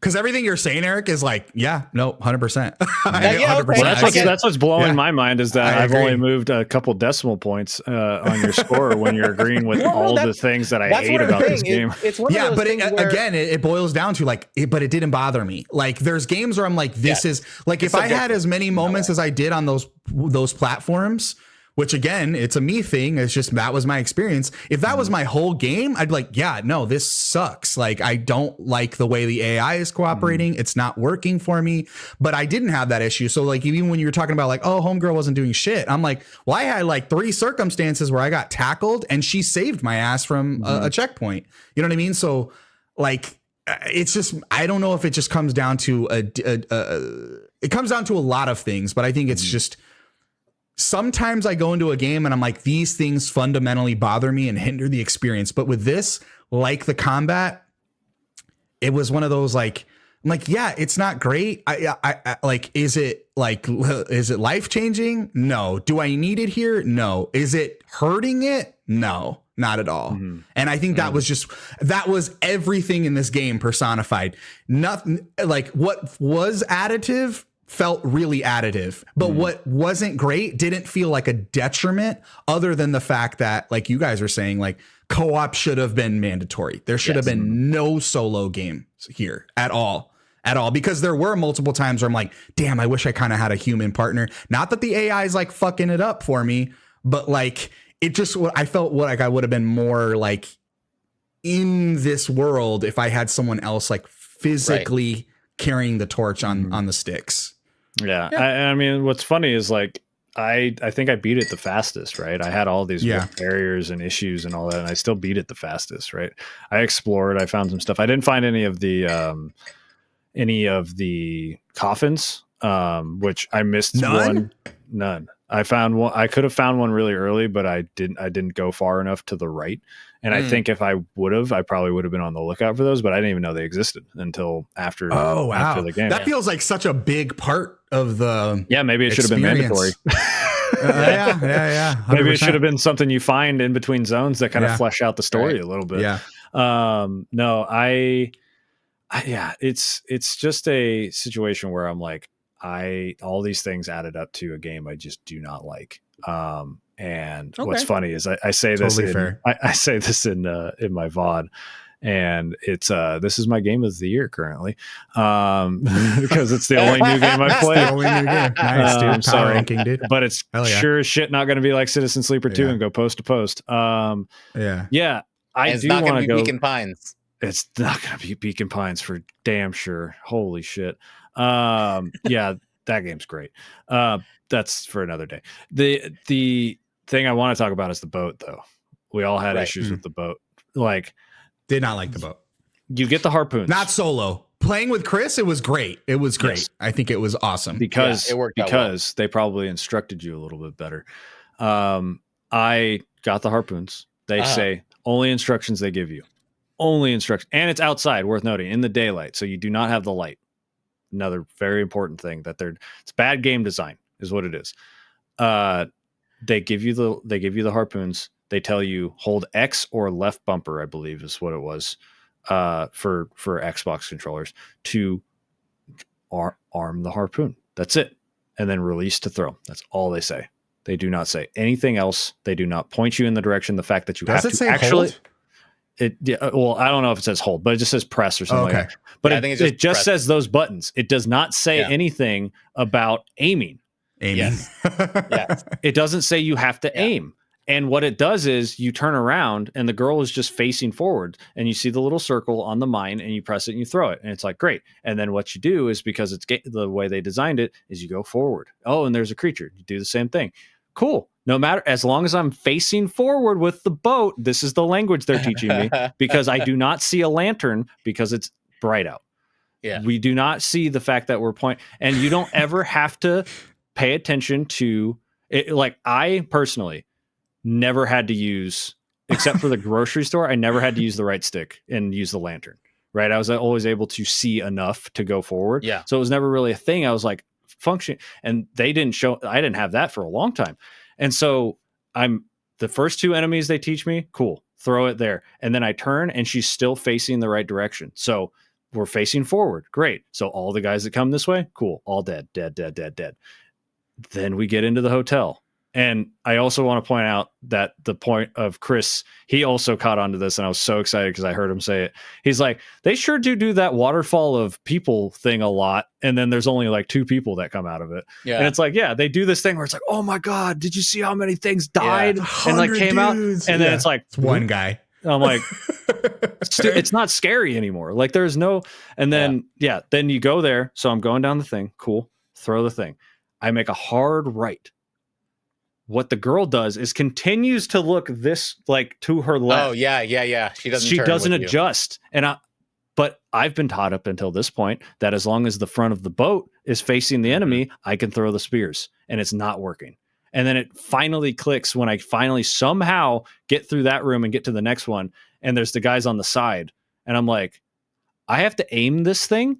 Like, it took so long for me to be like, I have to actually use the right stick, which you would think is intuitive, but not once has it been useful that I've had to use the right stick this entire time. But if you're playing with 2 people, that person's probably messing around with the stick, because what else are they doing? Because it tells you right at the beginning when you get into the boat with us together, was right stick is to look around. Yes, and I got that too. As soon as you get in the boat. Yeah. So Gianni's doing it and looking around. I could see that her character's moving. Yeah. So I was like, I don't have to worry about it. Yeah. So then when I went back to single player, then I knew that right stick still was to look around, and I was controlling her view. Yeah. So that is, it is bad design. I will give you that for sure. Because if they set it up in a way that it was like, it forces you to aim right there, it would be like, okay, understood. I have to look to the right to like hit this thing. And then I'm like, oh, okay, but you're outside. So you don't even pay attention to the fact that the lantern is the point of view, because again, I never needed it. There's not one time in the game where I'm like, oh man, I can't see, so I have to use the flashlight. Like, a lot of the times the flashlight's pointing directly at my face because I'm not noticing, because I'm just looking past it. And so I'm like, oh my God, this is like, it's what Nintendo does so perfectly. Okay. I like a lot of this boils down to me and Chris were like, oh, you have to aim? Oh, okay. All right. And then Eric's like, you have to aim, son of a bitch. No, look, you can make fun of me on this. This is bad game design. It is bad design. Not, I agree. Like, I said I hated the boat. I hated the boat. It's the 2 moments, right? It's the 2 moments. One is the knife thing where she has a knife and she gets a knife, and they don't tell you that you can use your crowbar as well to help her out. Well, we had that exact moment as well on stream. So we figured it out because we were together. But if I was by myself, I'd probably do the same thing as Eric did, and the same thing that she just grabs the knife. Guy do. Yeah, she just grabs the knife, and then you just sit there. Yeah, and you can just wait it out until you get to that moment where he's off the thing. Yeah, you could. If you survive long enough, she can kill him by yourself, and you won't know that you can hit a thing until you hit the birds. Yeah, which is like, and then it's something that is bad. I agree. It's I agree with you. intuitive game design that I haven't had to. I kill 3 things without needing to use the right stick. So why would I assume I have to use the right stick to aim? Right. It makes it seem like all I have to do is point the boat in the direction, because for me, it was just like you use the light in dark spaces, but I've been able to see everything. I can see the thing right there. So why do I have to illuminate it?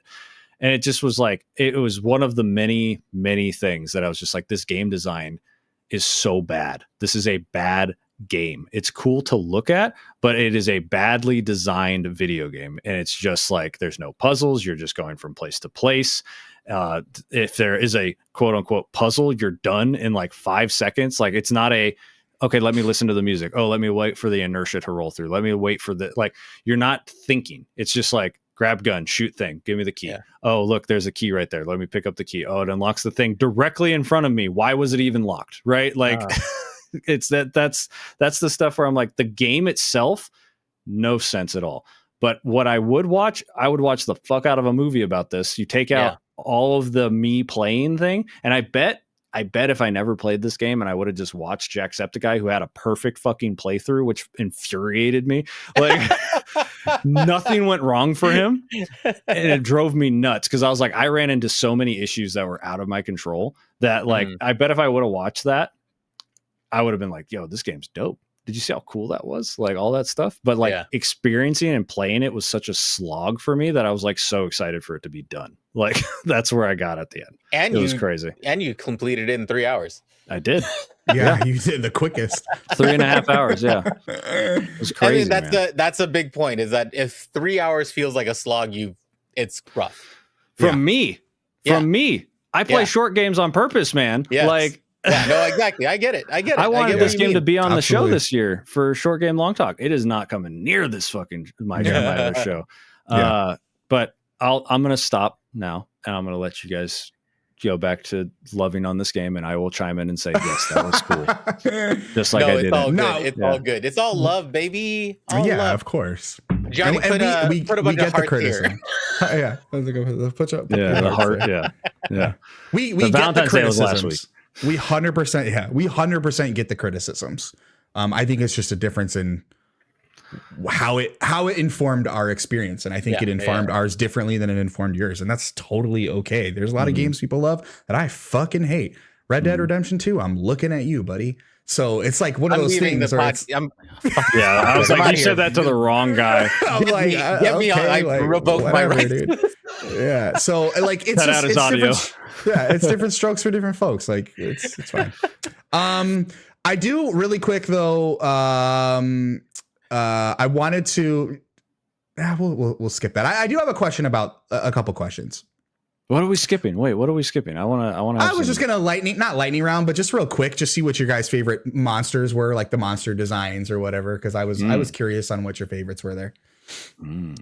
Number one, really Pelican, and then number 2 was the dust mite that you were talking about.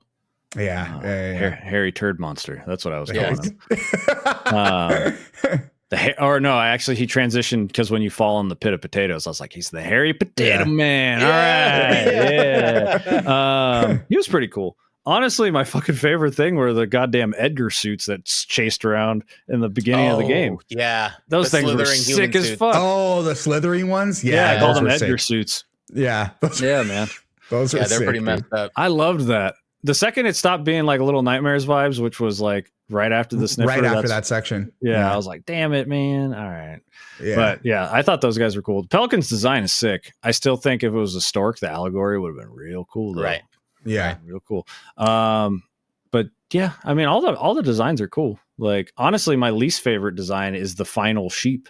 Like, I hated. Really? Yeah, it looked like a bunch of turds. Like, just coming out.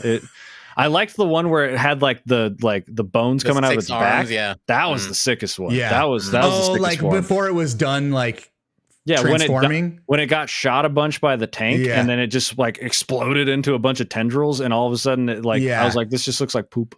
The one from all the trailers. Yeah.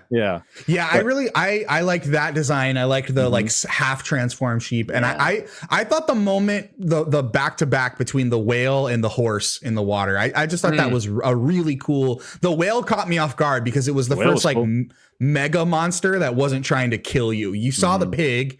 So you knew that there were some friendlies, but I liked the whale because it was the first. And then going down to that horse, which I didn't realize was a horse until Charlie pointed it out. I thought that was really neat. I thought it was like a deer thing, but yeah, it's a horse. Yeah, that's oh man, I'm just remembering the pelican scene. I think you guys did it too, Gianni. Did you try to knock over that barrel in front of the barn? I did. I did. And then that was another conversation with chat. You could see this on my stream where people were like, this part sucks. And I'm like, it didn't really bother me that much, but it was kind of stupid. Like, you make me go to the door and then that triggers the barrel falling over. It was a little, I could see if two things could happen, which is either A, you hit the barrel and the key comes out, or B, you walk over to the door and like, I should have been able to just snag that key from the beginning. Yeah. That added nothing. Why usher me to the door and then go like, just kidding. Here's a solution right where you were just standing. And you're like, all right, well, yeah. I'm sorry to keep bringing stuff up, man. No. I have been sitting on these for You're fine. for a week almost. We do have 3 DLCs announced. All of them with their own story that has nothing to do with the base game, apparently. Do we think that it's going to just be like different kids that were? That's what they said, I think. Okay. It's 3 different kids and it has nothing to do with the story because they have nothing left to explain, apparently. Yeah, I'm curious. I'll catch your guys' streams, but I'm not giving this any more money.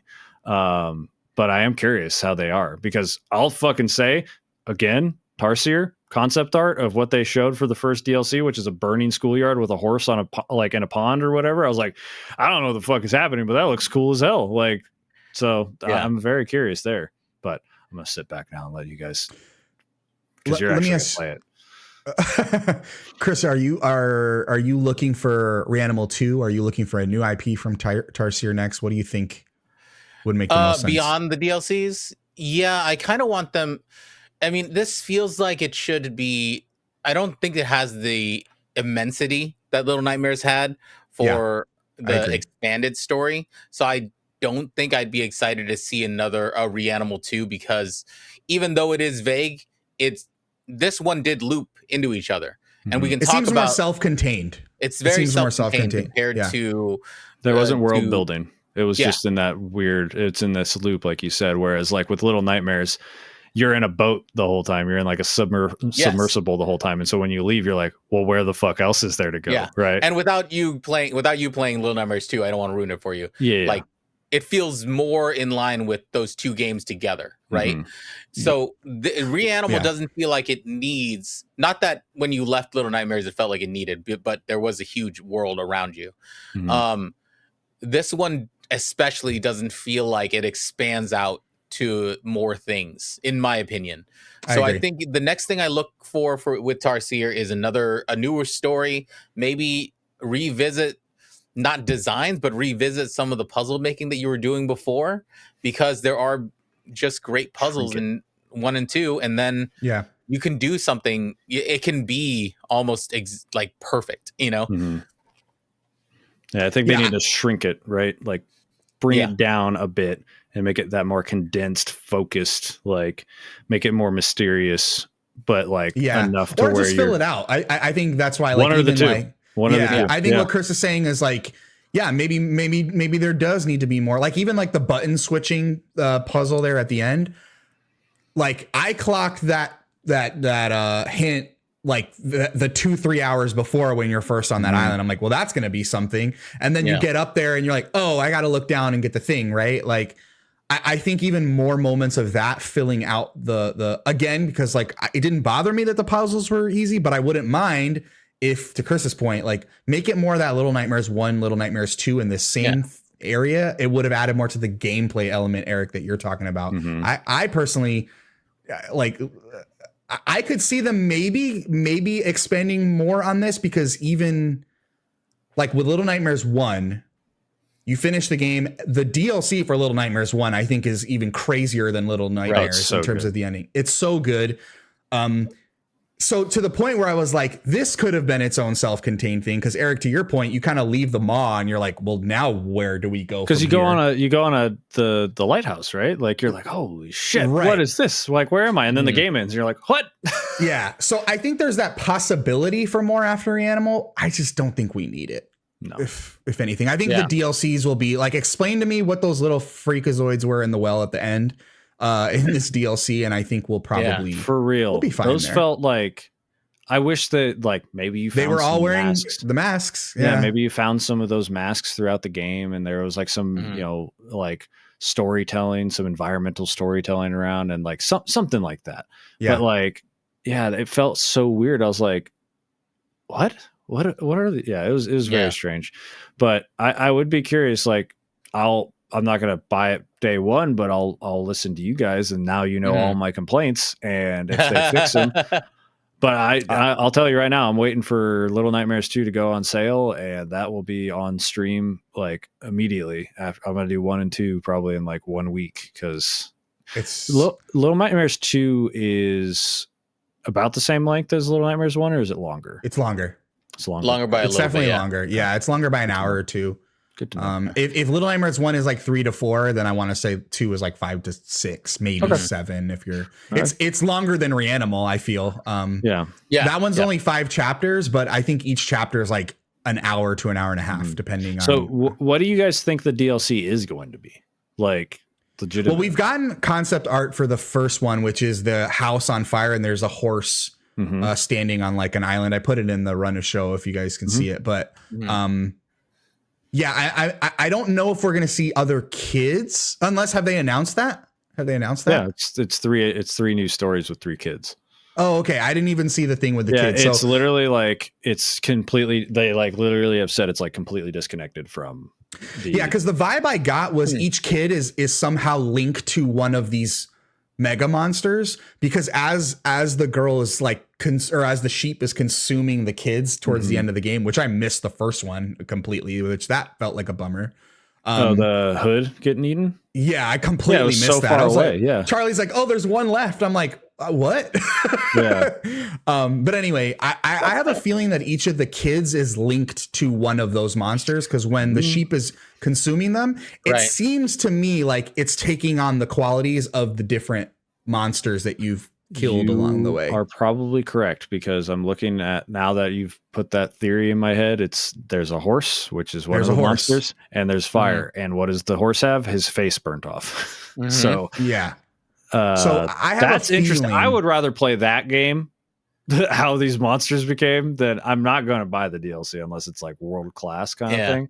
Yeah. But that sounds way fucking more interesting than the game I just played. Because that was the vibe I got, was like this sheep god or whatever that they're trying to bring. It's like the ultimate apex predator of this space. And I didn't get the vibe that any of these mega monsters were like in opposition of each other. It seemed like they were more just coming after you. So I just felt like there was this weird, like, the kids know what's up. The other kids know what's up. So maybe whatever monsters are connected to them know what's up. I don't know. I felt like there was some connection there. That was the vibe I got, at least. So I have a feeling that that's what we're going to see, is a new kid with the new monster, and maybe explore on that, because even each of those freakos in the well, they all had an animal mask on. Yes. A different animal mask. You know what I mean? And there's too many of them to expand on too. Like, there's only 3 DLCs, and also these are coming out until 2027, which is crazy. Oh, no way. Yeah. Oh, shit. This first one doesn't come out until the summertime, which I know is fairly close, but that's still like a couple months away. Yeah. Damn. Yeah, man. My last question, guys, and this might be more. No. Here's my last question. Reanimal scores 80 on Metacritic, 81 on OpenCritic. So decent 80s around the board. It seems like me and Chris are right in that 75 to 80 realm. Maybe 70 if we're giving Eric the wins that he wants. Look, I'm not here for any wins. I just came here to express how I feel. I want to make sure people know I don't give a fuck that you had to aim. I just needed to be told in a way that made sense. Yeah, no, I get it. Yeah, Chris, you're look, the Nintendo like I know design what you're talking philosophy, about. right? It's Well, like they it's teach you crazy. intuitive. It's Yeah. crazy to me that this is one thing I almost said it on stream when we were playing it. They gave you that little section where you got into this area where there was cut off trees, Mhm. and then you go find the saw, which has the rooster with no head on it. Head cut off, yeah. But you're like, oh, what do I do with this saw? Because I didn't look for it, Gianni saw it somehow. Yeah. But now thinking back, it's like this one was designed well because there's a saw that you find. There's all these cut trees down. Mhm. Like you got to go use this to cut a tree down. Right. Yeah. So Yeah. it's funny that they can go from having like a pretty good like environmental design to tell you, hey, context clues, this saw is used to cut down Mhm. trees. Go cut that tree down to go across. Mhm. But then they can't give you a button prompt to be like, use your crowbar. Use your crowbar, use your right stick to aim Yeah. To aim. the thing. And Because do it's, you want little things, it's you know? different from looking around, right? Because they say look around, right? Right. That doesn't necessarily mean you're aiming anything, because at that point you're not aiming anything. So yeah.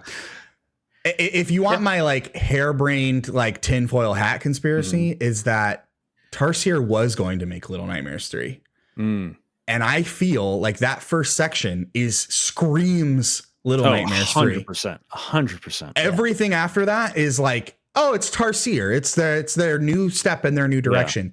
Yeah. If you had told me that first section was some DLC for Little Nightmares, I would have 1000% believed it. I would have believed it, because to Chris's point, that moment with the saw and all the trees, I'm like, this screams Little Nightmares. Yeah. This whole section screams the escape under the table, the sneaking around in the laundry room. Yeah. It's all Little Nightmares. It is literally that. Everything else is different.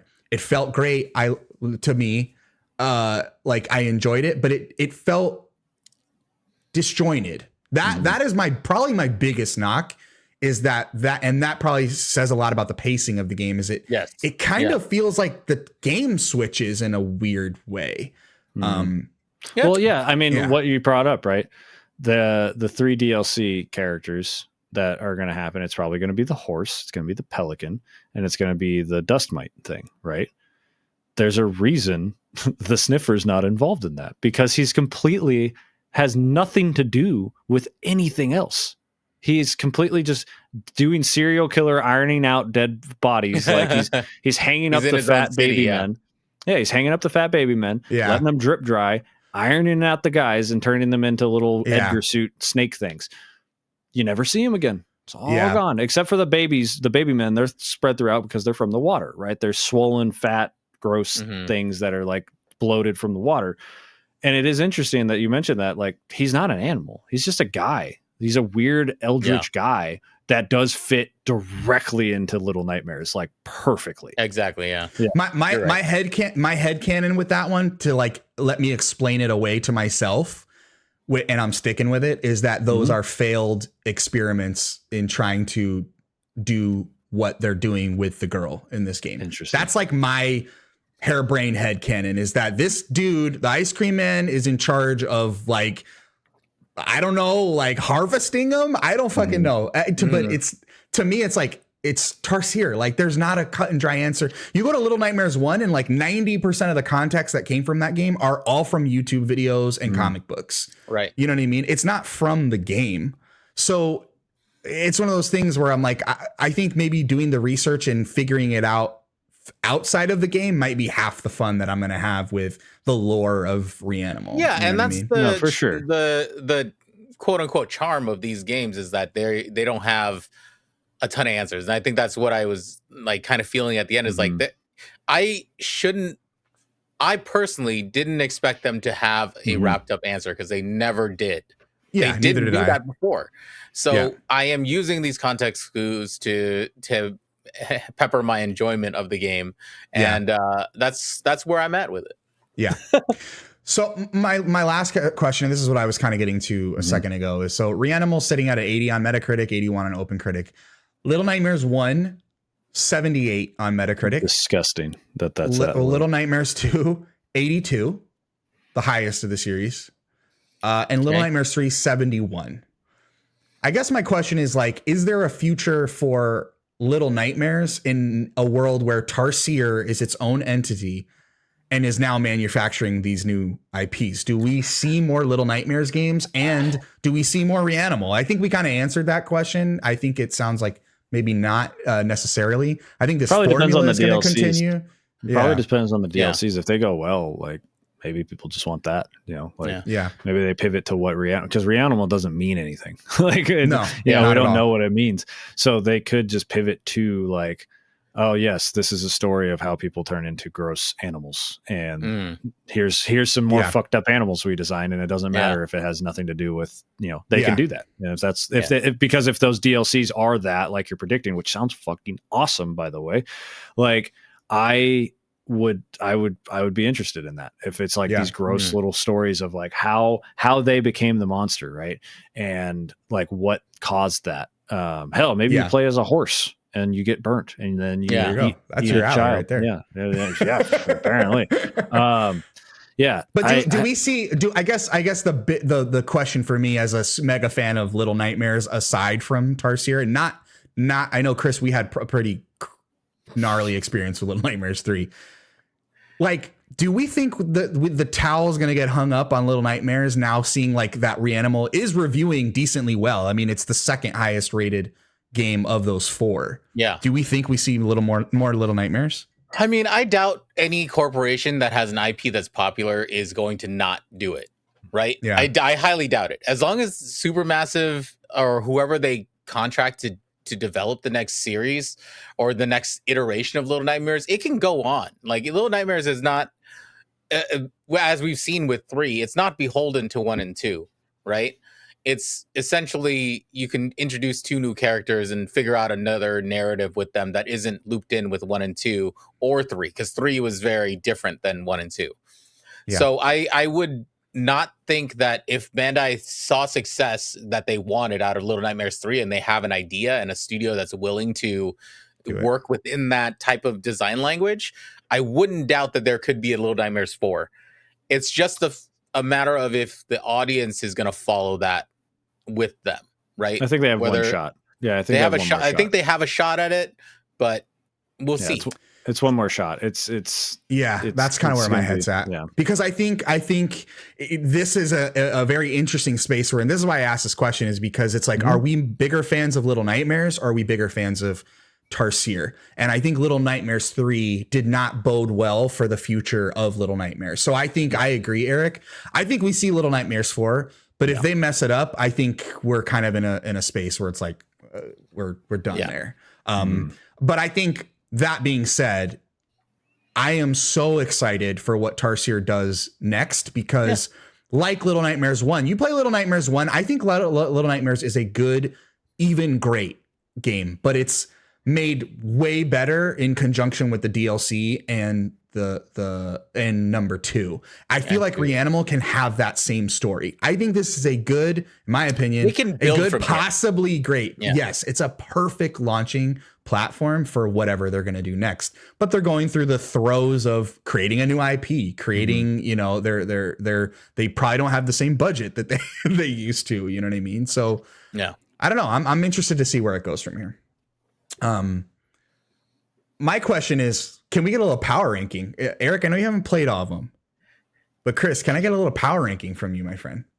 Power ranking of Little Nightmares 1, 2, 3, 3 and Reanimal. Ooh, okay. So to me, it goes, power ranking, it's so hard. I know. 2 made the design choices were so much better in 2 than 1. So I think it goes 2, 1, Reanimal, Little Nightmares 3 for me. You and me, dude. Same. I said on stream, I was like, Reanimal is, I think, a hair higher than 1, because my memory of 1 was like, man, this is really good. But if it wasn't for that DLC, I think I would have landed right in the good range, because for me, the platforming was just so frustrating in 1. Yeah. But the more we've talked about it, the more I think I'm in the same boat. I think, there are some things that need to be addressed in whatever comes next for Reanimal, because I think I'm in the same place. 2, 1, Reanimal, 3, definitely at the bottom. Eric, play Little Nightmares 2. I think I will. I don't think you'll have any of these. No. You maybe with the combat, because the combat is atrocious in Little Nightmares 2. That's fine. As long as I know that going in, it's fine. Yeah, I mean, honestly, like, I'm glad you guys put Little Nightmares 1 ahead of this, because I'm like, just the Maw in general as a setting is like so much stronger than anything that's in this game. Agreed. And like the Maw is just like that the Maw is what makes Little Nightmares so cool. The Maw and the final boss fight in Little Nightmares 1 is so sick, bro. Like it is it's cathartic, it's cool, because you realize what's going on, right? Like that's, it's less vague, and you can kind of have a theory going into it, whereas this one, it's like you have to watch a YouTube video to even know what's happening in Reanimal. Whereas Little Nightmares 1, they do a good job of being like, with the there's no speaking. So it's just 6 and the little goblins and some rats. Those are literally the only things that are like interacting with you. Yeah. And then you occasionally run into those other characters. But for the most part, it's just that. And it's like, man, you can get some theories out of this, man. It's dope. Well, I am excited to dive into whatever rabbit hole there is, because the special part about Little Nightmares 1 and 2 is that when I enjoyed Little Nightmares, seeing all the like, hey, remember this painting in this room? Remember this statue in this place? Remember this book that was just randomly, everything that just felt like set dressing in those games were so intentional. Like there's so much lore to be discovered by things that you would think is just random assets that were just like, I don't know, throw this art up on this wall. I don't know, throw this person's face up on this wall. Nothing in that game is like on accident. Everything's intentional. I'm curious to know if that same level of detail is in this one, because I didn't see as many. Didn't feel like it. Yeah, I didn't see as many like, oh, who's that person on this painting, or who is that? Because that's how Little Nightmares 1 and 2 is, especially when I went into 2 knowing that about 1. Yeah. I didn't get that same vibe from Reanimal, but I'm so excited to dive down that rabbit hole. Yeah, and I mean, like, there's easy ways. I'm going to be as quick as possible on this. It's just a game design thing. You can set that up, because this is a new IP, right? Yeah. So they if they wanted to set it up, like, you could go in thinking it's like that, right? Which you did. But they could confirm it for you very early on with, like, before you meet the sniffer, you see like pictures of him or things like that. Like, you see these images that are kind of like, oh shit, I've been seeing that guy the whole time. Then you're like, okay, I should be paying attention to things in the background. But they never set that up to the point of like, that was an important thing. Yeah. And it's interesting. Like, it's design language, right? It's really important. Design language is so important in games, right? I play short games like as a side hobby. It's like a side hobby of the hobby of video games of mine, right? I typically play long games, and it's a side hobby of me playing shorter games. And most of them have beautiful design language, because they have to. So when you deduce this game into a short length thing, you have to have good design language, or it makes it just a slog, because you want that short game to feel like you were playing it for a long time for a good reason, or a short time for a good reason, if that makes sense. You want it to feel like it went by in a flash, or you've been spending hours and hours in this game because you're so like in the world kind of thing. And so you can do that, right? They could have set it up early for you to be paying attention to things. Like, maybe there's ice cream all over the place. So then you finally see an ice cream truck and you're like, oh fuck, I don't like that, like, kind of thing. Like, but in this, it's just like, oh yeah, there's an ice cream truck there. It's probably going to chase after us and jump down. Oh yeah, it did. Cool. Yeah. I figured that was going to happen. I'm done. I'm not going to be on the podcast anymore. Johnny's going to kick me off. I was going to say, shout out to our friend Jordan. Eric just stole your whole bit. Okay. Yeah. Shout out to Cognitive Clips. Eric just stole your whole bit about design language. Game design, baby. It's important. It's important. I'm sorry, Johnny. I'm going to apologize over and over again for the next week. No. Look, this pod was not created for us to fucking be agreeable about everything. Like, there's gonna come a day where I'm like, arms crossed, and I'm gonna go, this game sucked, and you're gonna be like, it's the greatest game I've ever played. Like, and I'm not saying like that is this moment, but we didn't create this pod to be fucking agreeable about everything. And you know what I'm gonna do? The discourse with respect. You know what I mean? You know what I'm gonna do in that instance? I'm gonna do exactly what I did with this one and get you to move it up instead of the Giants. Actually, this game, it is pretty good. You know what I mean? Yeah. That's what I do, guys, baby. I think we're going to put a pin in it here on Eric's current game of the year, Reanimal. Current game of the year, baby. Best game I've played all year. That came out in 2026. Yeah. Mathematically, best game. That's how list works, baby.